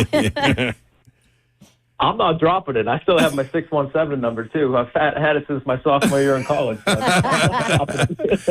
I love it. All right, last one for me, and I'll let you out of the boom boom room. You have an opportunity to speaking to some young kids, what would be advice giving to them, whether trials and tribulations that you're going to come over? Do you have a story that you can share that you can relate to them where you're like, man, I leaned on this at this time to help me get over this hurdle? Yeah, it's a good question. Thank you. I would say, just staying resilient, through hard work. I got a lot of no's trying to get into the NFL, into the scouting world. And Scott Pioli hired me in 2009, but, I got 31 no's, and then one team gave me a yes. Wow. And I kept on knocking at the door. Wow. And I knocked on every door, and only one opened. Yeah. But I was fortunate enough that, Scott gave me an opportunity in 2009. That really changed my life. But I would just say, don't give up if that's your dream, and stay resilient. Love that right there. Yeah. How long has this been your dream? Like, when did you know this is your path? Probably when I was at Boston College, when I first started getting into like the recruiting and the team building. Yeah. And I knew that I wanted to do that at the highest level. And I knew once I got into the NFL, I wanted to be a GM at some point. So I'd probably say when I was at Boston College, that was the first time I really thought about it. All right, Borgo. I'll let you out of here, man, with this one right here. What's one regret, if you could share with us, or one situation that went on in the process of missing on an athlete, whether that been college, whether that been in the pros? Well, is it one that you can think back to and like, dang, we could have had that one? There's probably a lot of them. Well, you got a lot of them right then. But you remember the misses more than you do Absolutely. the hits, Absolutely. That's the thing. That's the thing. You don't want to keep that confidential, or you want to share one? Yeah. Oh man. I'm probably gonna keep that one confidential. All right. We'll thought about it. Yeah, as long as you thought about it, that was good. A little bit, I'm gonna keep that one confidential. That's all right. You did a good job in the boom boom room, man. Let him out of there. All right, Borgo, get out of the boom boom room.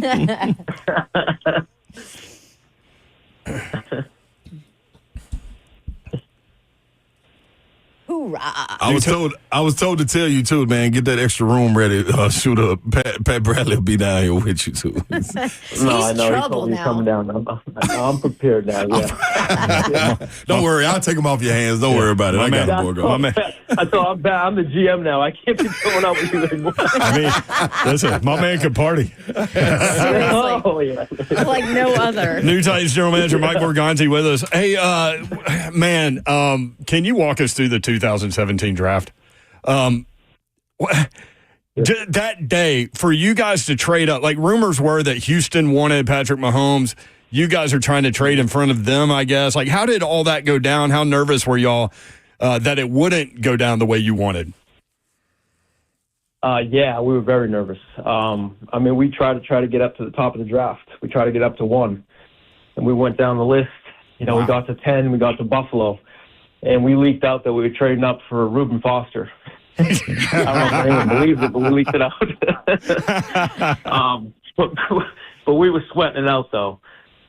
Cincinnati was right in front of us. They took Ross, the receiver. Yep. And then we got on the clock. I actually called that trade in. So yeah, no, we were on pins and needles that day for sure. Yeah.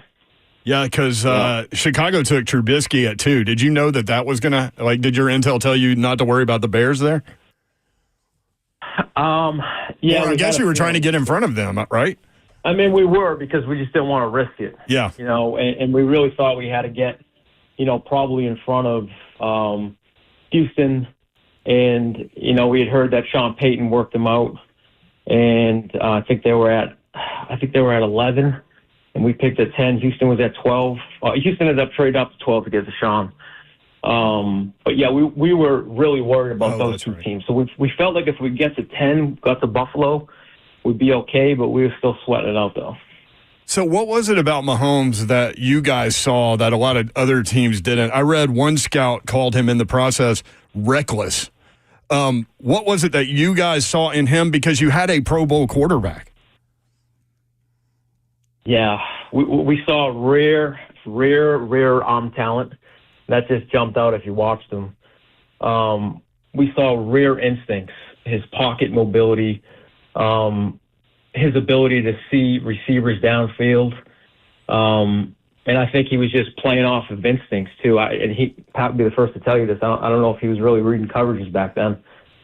So, we knew that it was going to be the developmental part. It was kind of like the perfect storm, because we had Alex there, who is one of the best people you'd ever meet. And, once we drafted him, he pretty much knew that we were going to be moving on in a year. And like you said, he was a Pro Bowl quarterback, but he took Pat under his wing the entire year, really showed him how to be a pro, meetings, how to watch tape, read coverages. So he went through the whole thing with him. So we knew that he needed he needed work, but he had rare tools, and the leadership too was apparent. You know, he just had this way about him. When we brought him in on the visit, he was really smart.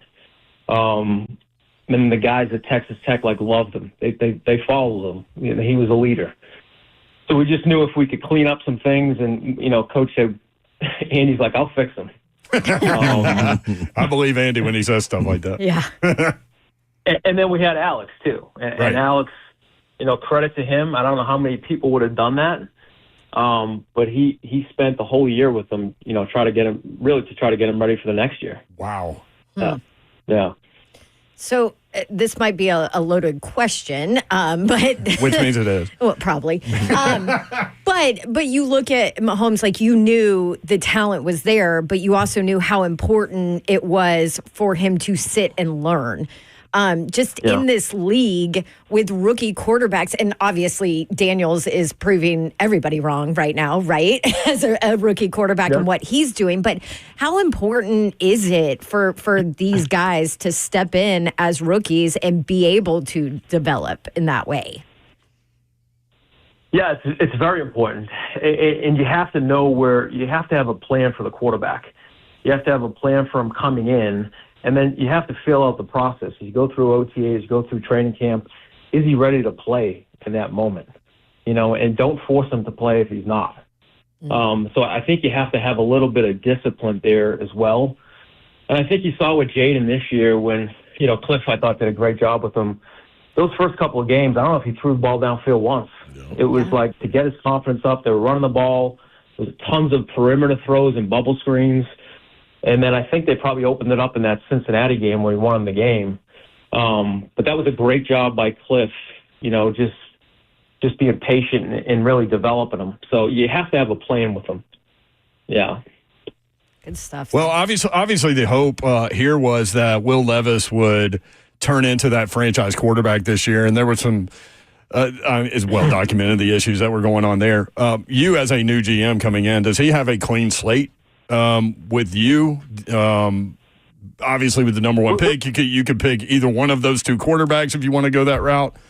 How do you analyze the quarterback room now and moving forward? I think that's an ongoing process right now, but we're going to give Will every opportunity. I went into Kentucky that year. Will came out. He's got a lot of physical tools.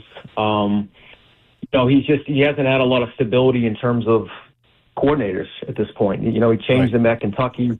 He's had two different ones now in the NFL. So, you need to give these young quarterbacks a chance and give them a little stability to learn the system that they're in. Because usually the big growth happens after year two when you're in the system. So I'm going into this with an open mind, and we're going to evaluate everything though. That Patrick Mahomes magic that you saw pre-draft, you see that in Shedeur Sanders or Cam Ward? I'm still a little early on that process. I wasn't really studying the quarterbacks this year at the top of the draft throughout the season. Good point. So I'm just diving into that right now.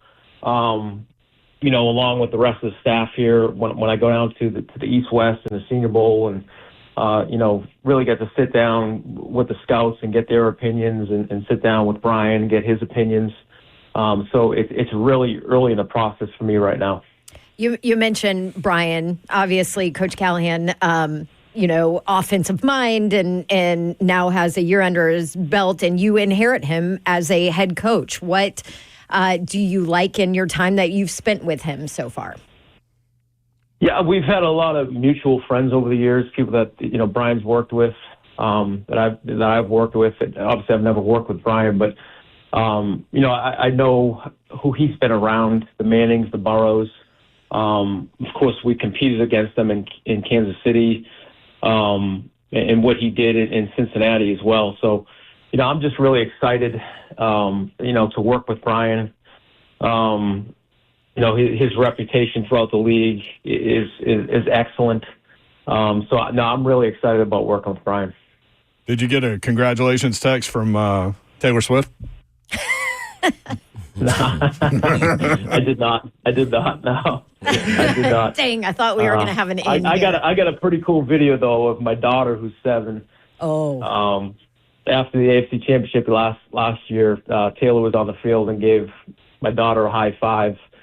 So I don't think she's washed her hands since then. Oh my goodness, that that's is awesome. Amazing. How's the family moving to Nashville and all of that? I mean, because you guys have been stable. They're excited. Yeah. I know we've been stable. My kids were born in Kansas City, so this is going to be new for them. But they're excited. They're really excited. Yeah, they're still down here with me for the night, and then I'm going to be taking off to the East West tomorrow. But we got one last night here for dinner. They're going to go finish school, and then we're going to find a place to live here soon. Love it. Well, we're glad you're here. Yeah. You mentioned East West. What do you enjoy the most about scouting and getting to see the players at those All-Star games? Really, it's a chance to meet them. Yeah. Sit down and talk with them. That's the biggest thing. And of course, to see them live in person. But really, for me, it's the first opportunity, if you haven't gone into school during the year, to really just sit down and have a conversation with them. So that's what I look forward to. There he is, new Titans general manager Mike Borgonzi. Can we ask about Trey Smith just real quick?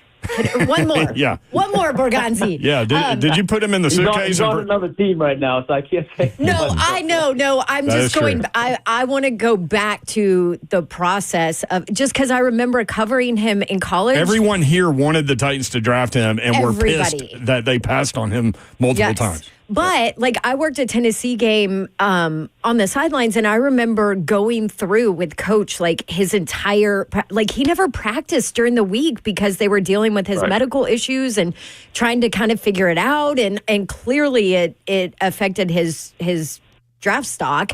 But I'm just curious what that whole process was like for you with what he was kind of going through in college, and it was a little bit of a risk that paid off, obviously. Yeah, and I give our doctors a lot of credit. We're very thorough in our whole process, whether it's the evaluation of the talent, the character, and the medical. So obviously, Trey was one of the top players in the draft at the position. And we just wanted to make sure, a lot of people had concerns about the medical. Obviously, that's why he went in the 6th round. Right. But when we sat down with our doctors, they felt like he didn't have to be on the medication that he was on anymore, and that he could practice. Wow. At the time, we would have had to run a test to make sure that he was cleared. But they weren't going to do that till after the draft. So our doctors said, we're about 95% sure that he does not have to be on this medication. So we drafted him in the 6th round. He went through the medical testing once we got there, and he was cleared. Yeah. How grateful was really he it. to you guys? We love him, by the way, here in Tennessee. So dog. Yeah. Yeah. He's a great human being, really, and he's a great football player, but great human being. He was very grateful. He's a great family. Sister Ashley, who actually interned for us one year. Oh, nice. At training camp, and now she works in the league office. But just a tremendous human being and tremendous football player. I can't say enough good things about Trey Smith. Oh, well, you can't say it, but I'll say it. He perhaps might be available. Yeah, put him in your suitcase next time when you come back from East West. Bring him on to Nashville. Titans general manager Mike Borgonzi. Hey, Mike, thank you for the time, man. I know it's been a busy day and a hectic day, and we really appreciate you wrapping your day with us. Appreciate it, man. Yeah, no, I appreciate you guys having me on it. This was fun, and hopefully we'll talk more. Yep, definitely. We will. Welcome to town. There he is. All right, thank you. Titans general manager Mike Borgonzi. Borgonzi. There you go. We'll be right back. 3HL 104.5 The Zone.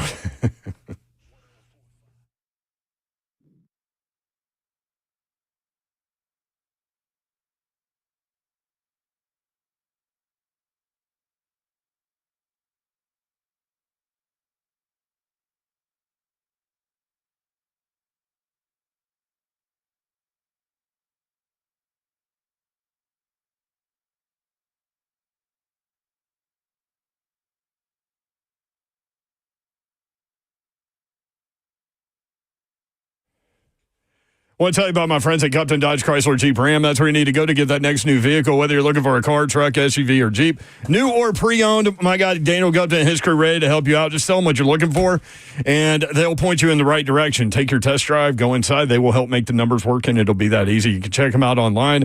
All the deals they have going on are right there. GuptonMotors.com. The inventory is there, new and pre-owned. They have a vast selection for you at GuptonMotors.com. Select 2024 Jeep Gladiators up to 25% off MSRP. $500 off every pre-owned vehicle with dealer-arranged financing. 2024 Jeep Wrangler 4xe, 0% for 72 months. And the big dogs, Ram 3,500, 4,500, 5,500 in stock, upfitted, and ready for all of your commercial needs. Gupton Dodge Chrysler Jeep Ram, 3450 Tom Austin Highway in beautiful Springfield, Tennessee, just 30 minutes from downtown Nashville. That's Gupton Dodge Chrysler Jeep Ram. I love living in Middle Tennessee. We've got great restaurants, entertainment, sports, and one of the nation's top Ford dealers right here in our backyard. Two Rivers Ford. Remember that name. Two Rivers has been a staple in our community since 1983. They're locally owned. They have a non-commissioned sales team, and they sell below MSRP. They've been doing business with integrity for decades. Two Rivers Ford, the South's most trusted Ford dealer.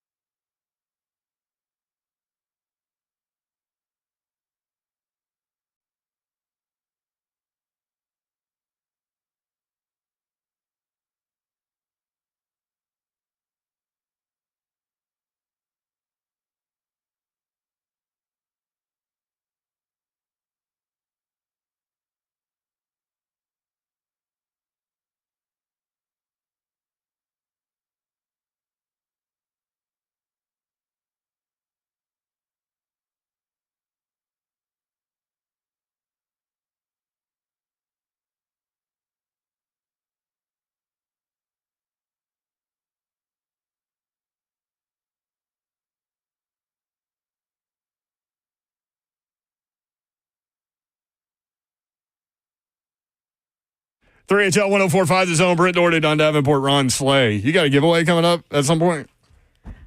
I do. What is it? Let me look. 9 Inch Nails at Oh. Bridgestone, Saturday, September 6th. I'll do it at the end of this segment. They are going to, well, the end of the segment's coming up. We went really long with Mike Borgonzi. I thought he was great. Thought he was fantastic. He was serious about the serious stuff, cut up with us. Yep. I thought he was insightful, Great personality, answered questions where he could. clean slate with Will Levis. I don't know how I feel about that The one. 2000, listen, the story about the 2017 draft was phenomenal. Phenomenal. They traded up with Buffalo to get Patrick Mahomes. I did not know that they tried to get to one ahead of either. Chicago, who was going to take a quarterback. They were that sold on Mahomes. And it was fascinating to hear him talk about what Mahomes showed them to where they were that sold on him. The leadership was apparent once you met him. Rare arm talent, rare instincts, saw receivers well, but knew that he was not ready to step in right away. That's the biggest part. Because of reading coverages and all of that. I mean, that's fascinating. Yeah. You didn't burn the candle on both ends. You just, That's right. Yeah. Well, and it's more fascinating because of the situation the Titans are in, obviously, when you're looking at two rookie quarterbacks that are both said to not be ready, you know, not necessarily first round talent or whatever, or first pick talent. It's interesting to hear him talk about Mahomes. I'm not saying that those guys are Mahomes. No question. No, I know, but people a want to talent. like put words in my Yeah. mouth. I'm not saying that, but I thought it was fascinating. I did find that note where one scout during the pre-draft process called Patrick Mahomes reckless. Reckless, yeah. He said a lot of quarterbacks will have like 3 or 4 throws in a game, in a college game, that are reckless. He's got like 20, is what this guy said. Yeah, you got to tame him a bit. And so the trade was the Chiefs went from 27 to 10. So they gave the 27th pick to Buffalo, a third-round pick in 2017, and their first-round pick in 2018 to go get Patrick Mahomes. Bit. And what's interesting there is Alex Smith was a Pro Bowler the year before in 2016. You trade up to get Mahomes. He sits. Alex Smith, Pro Bowl in 2017, and was the NFL passer rating leader in 2017. Then they trade Alex Smith to Washington for cornerback Kendall Fuller, a third-round pick in 2018. That's just a whole fascinating thing to me. And he talked about how vital Alex Smith was for Patrick How about Mahomes. that? Spent the entire year with him. Yo, Alex, what are you doing? You don't want to do that TV thing. You want to come coach a rookie quarterback in Nashville? Come on. That is so rare for a starting quarterback to give. He said he gave his entire year to Patrick Mahomes, who was drafted to replace him, right? So Chris Chandler, for those that don't know or don't remember, Chris Chandler was the quarterback when the Titans drafted Steve McNair. And Steve sat for 2 seasons. Chris Chandler wouldn't even talk to him. Yeah. I mean completely different thing. You've heard Brett Favre stories, right? Yeah. Aaron Rodgers. See, that was the most intriguing part to me, being able to see like that happen. And not only is those two in the quarterback's room, and you know he's going to be able to take that job soon. Andy Reid was talking in the press, in a sense, like we know what we got next up in him, and it was players coming out like as soon as he got that opportunity, like yeah, we've been seeing it. You don't come out and say we've been seeing it and things like that. If you didn't know in practice, it was around that locker room when he got his chance. It's a guarantee. It was like, boy, whenever he get a shot. So you got to be able to feel that pressure. And for him to still be able to go out and handle that, that's a consummate pro right there. So salute.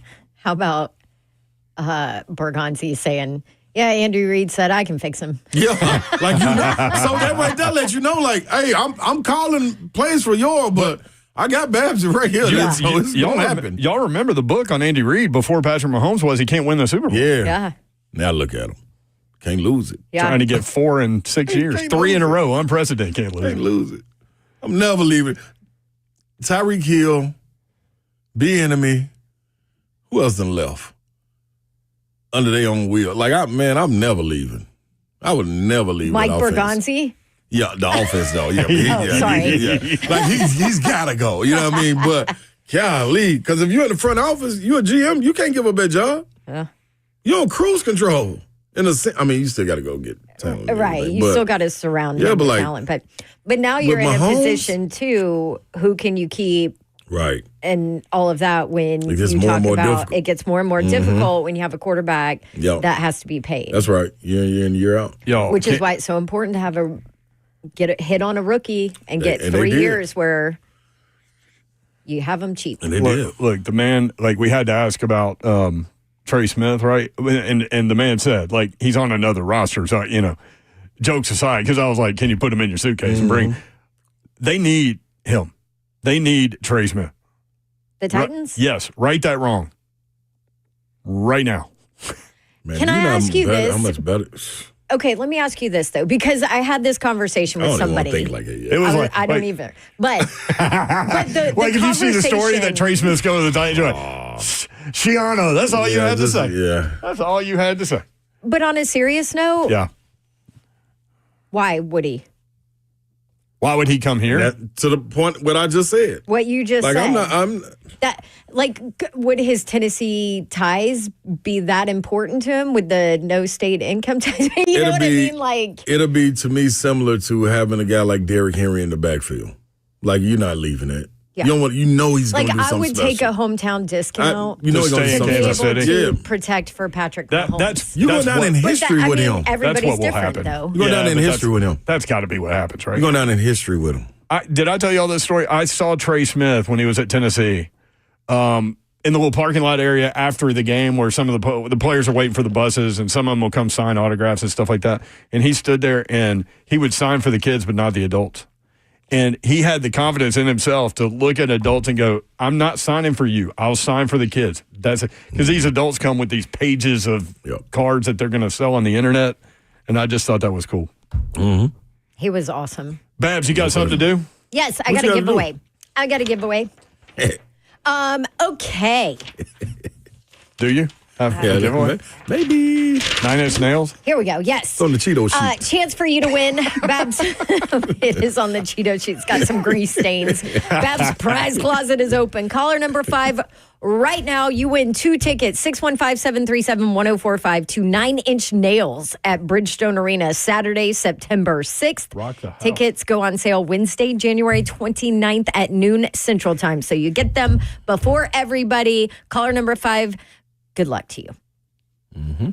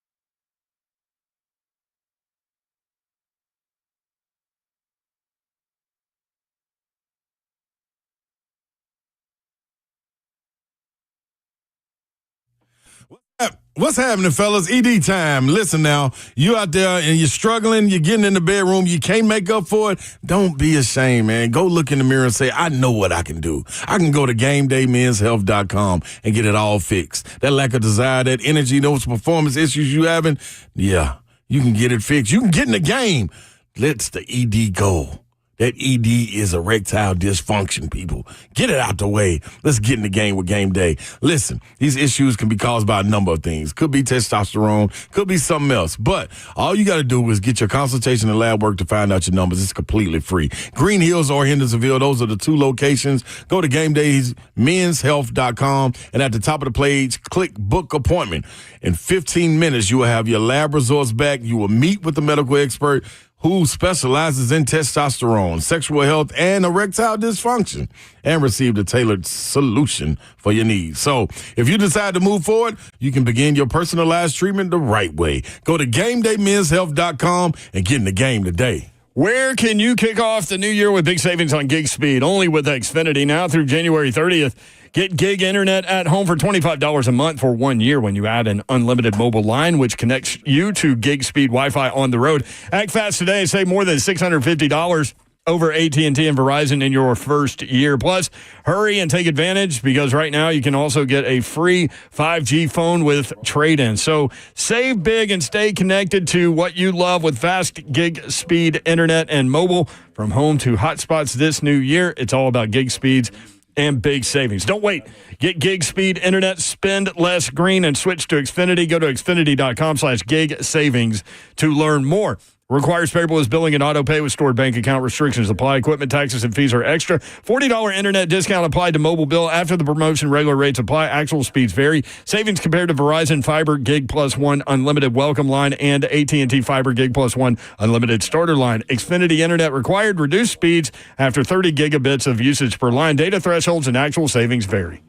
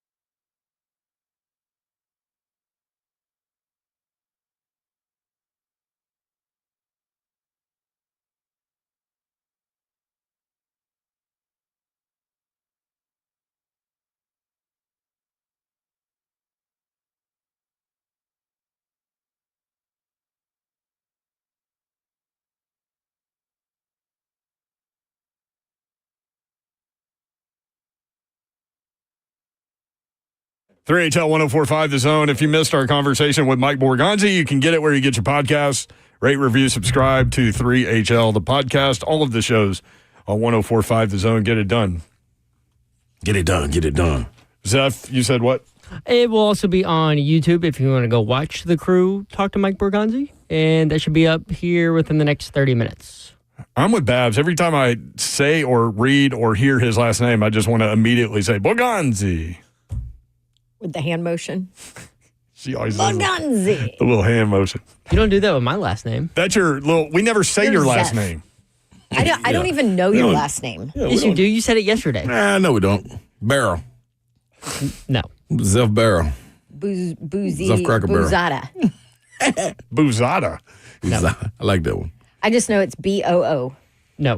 How It's about not. It's BON. There'll be a list in a I little was while. close. how about some No, she's taking mine. how about some ridiculous things going in the chat today? And I look up and I like it's just streaming like a damn slot machine. I can't even keep up with it because we're doing the show. But I look up and I see he has been banned. Zeph. Put the Zeph behind it just to let them know, like, yeah. Zeph had enough. I Yep. want to let him know who did it. Good job, Zeph. I was proud of you on Zeph that had the power. Banano. Hey, I got a question, though. Borgonzi. Yes, Borgonzi, yeah. You guys are brothers, man. Borgonzi. Distant cousins. Aren't you a distant cousin of somebody? No, I was named after a famous Italian mobster. Yeah, Yes, that's what it was. it's fitting. What's your middle name? Fitting. Michael. That makes so much sense. That was my grandfather's Those are name. Michael. Michael. Banana. Michele. Michele. Take the gun. Leave the Michele. cannoli. Or is it leave the gun, take the cannoli? Hey, yeah. Yeah. Hey, Go to the mattresses. you go to have matches, heard it's that. trouble. It is trouble. Do you know Trouble's how coming. I know that? How you know that? From, is it You've Got Mail? Yes, all the way through You've Got Mail. He does Godfather lines, and he starts to do it in the voice with the hand that you do. Yep. Babsy. Yep. Babsy in her movies. Swimming with the fishes. Ooh, What were you going to say? I got a Me? question. Oh, go ahead. You got a question? Yeah, but mine's boring. So go ahead. And now for boring questions on 3HL. Starring No Babsy. pressure. down Yours here. better not be boring. Yeah, no. Go ahead. My thing is now, man, so after listening and seeing the rollout, Roll out. you know what I mean, and you finally get in the conversation, you heard from Chad Brinker, you now heard from the GM. Like This is a good question. My thing is, where does the patience lie now? I feel pretty good about it. No, I feel Now. good about, but So Burke is out of the football stuff now, and he can do whatever Burke, how responsibilities. patient are you though? Because it ain't gonna be good next year. They're not going to be good. Hey, hold on. Now, hold on a minute. You have no idea what this roster is going to look like yet. Yeah, and we keep going back to the Washington thing. know, Like they but- won 4 games last year, and they're 1 win away from the Super Bowl. Houston? I'm just Houston. saying, you don't Houston. know. You can turn You it don't around. know. Okay, You Babs, don't you're know. right. You're right. Listen, everybody said that about Houston. Everybody said that about the Commanders. So, I thought and that was a you great heard question, Slay. Borgonzi talk about the Commanders and Yeah. what they did, playing Jaden Daniels early, what they did to make sure that he got comfortable and got confidence and it wasn't shattered right off the bat. So, okay. All right. Cam Ward. I'm glad. No, I didn't go there yet. I'm glad you brought that up. But that is coming from an OC who didn't pan out as a Head coach. Cliff Kingsbury. What are you saying, Slade? I'm just maybe it was a lot learned from Brian Callahan this year. Will he make the adjustment? And if not, It's a great question. See, great question. What was your boring question? I actually was just going to say, what was y'all's take on Borgonzi on our show? That's all. I'm still. It was the greatest interview in the history of interviews. I think it was personable. He's personable. And for some reason, like I can listen to him. Mm-hmm. You know what I'm saying? Like it wasn't this is coach talk or you're going by the book, you're reading from a script. It was like, all right, let's sit down and To rap. his credit, because Zeph and I were talking about this prior to the show, Callahan, Brinker, and Borgonzi in those press conferences all said, Zeph, the same exact thing, like almost word for word. Yeah, it was on very certain things. In the Callahan, when we played that clip yesterday from the A to Z Sports interview, there was something that I can't remember off the top of my head. I'll have to go back and listen to it tonight. There was something that popped up where I was like, Brinker definitely said that. And then Borgonzi in his press conference today said similar things. And I'm like, all right, they clearly have. got the script. Yeah. But I felt like Borgonzi on this show didn't regurgitate that. I Right. felt like he was real I mean, and it's only so much you gonna say honest. anyway when we talking about draft and stuff. Yeah, Yeah, and that's No what question. that's what I was saying. Lion season. Yeah. What was it? Oh, I saw. I forget who it was. How about when he said they trade up to 10 and sold everybody they were taking Reuben Foster? Yeah. How funny was Right? that? That was cold. Lion season. He's cold. like, I don't know if anybody So why everybody believed talking him, about Travis Hunter? Reuben Foster. Reuben Foster, yeah. But I saw a tweet from a football guy saying, this team loves Kyle McCord and blah, blah. And I'm like, I wanted to quote tweet it and be like, it's Lion season, just so everyone knows. Oh, it was Jalen Milroe.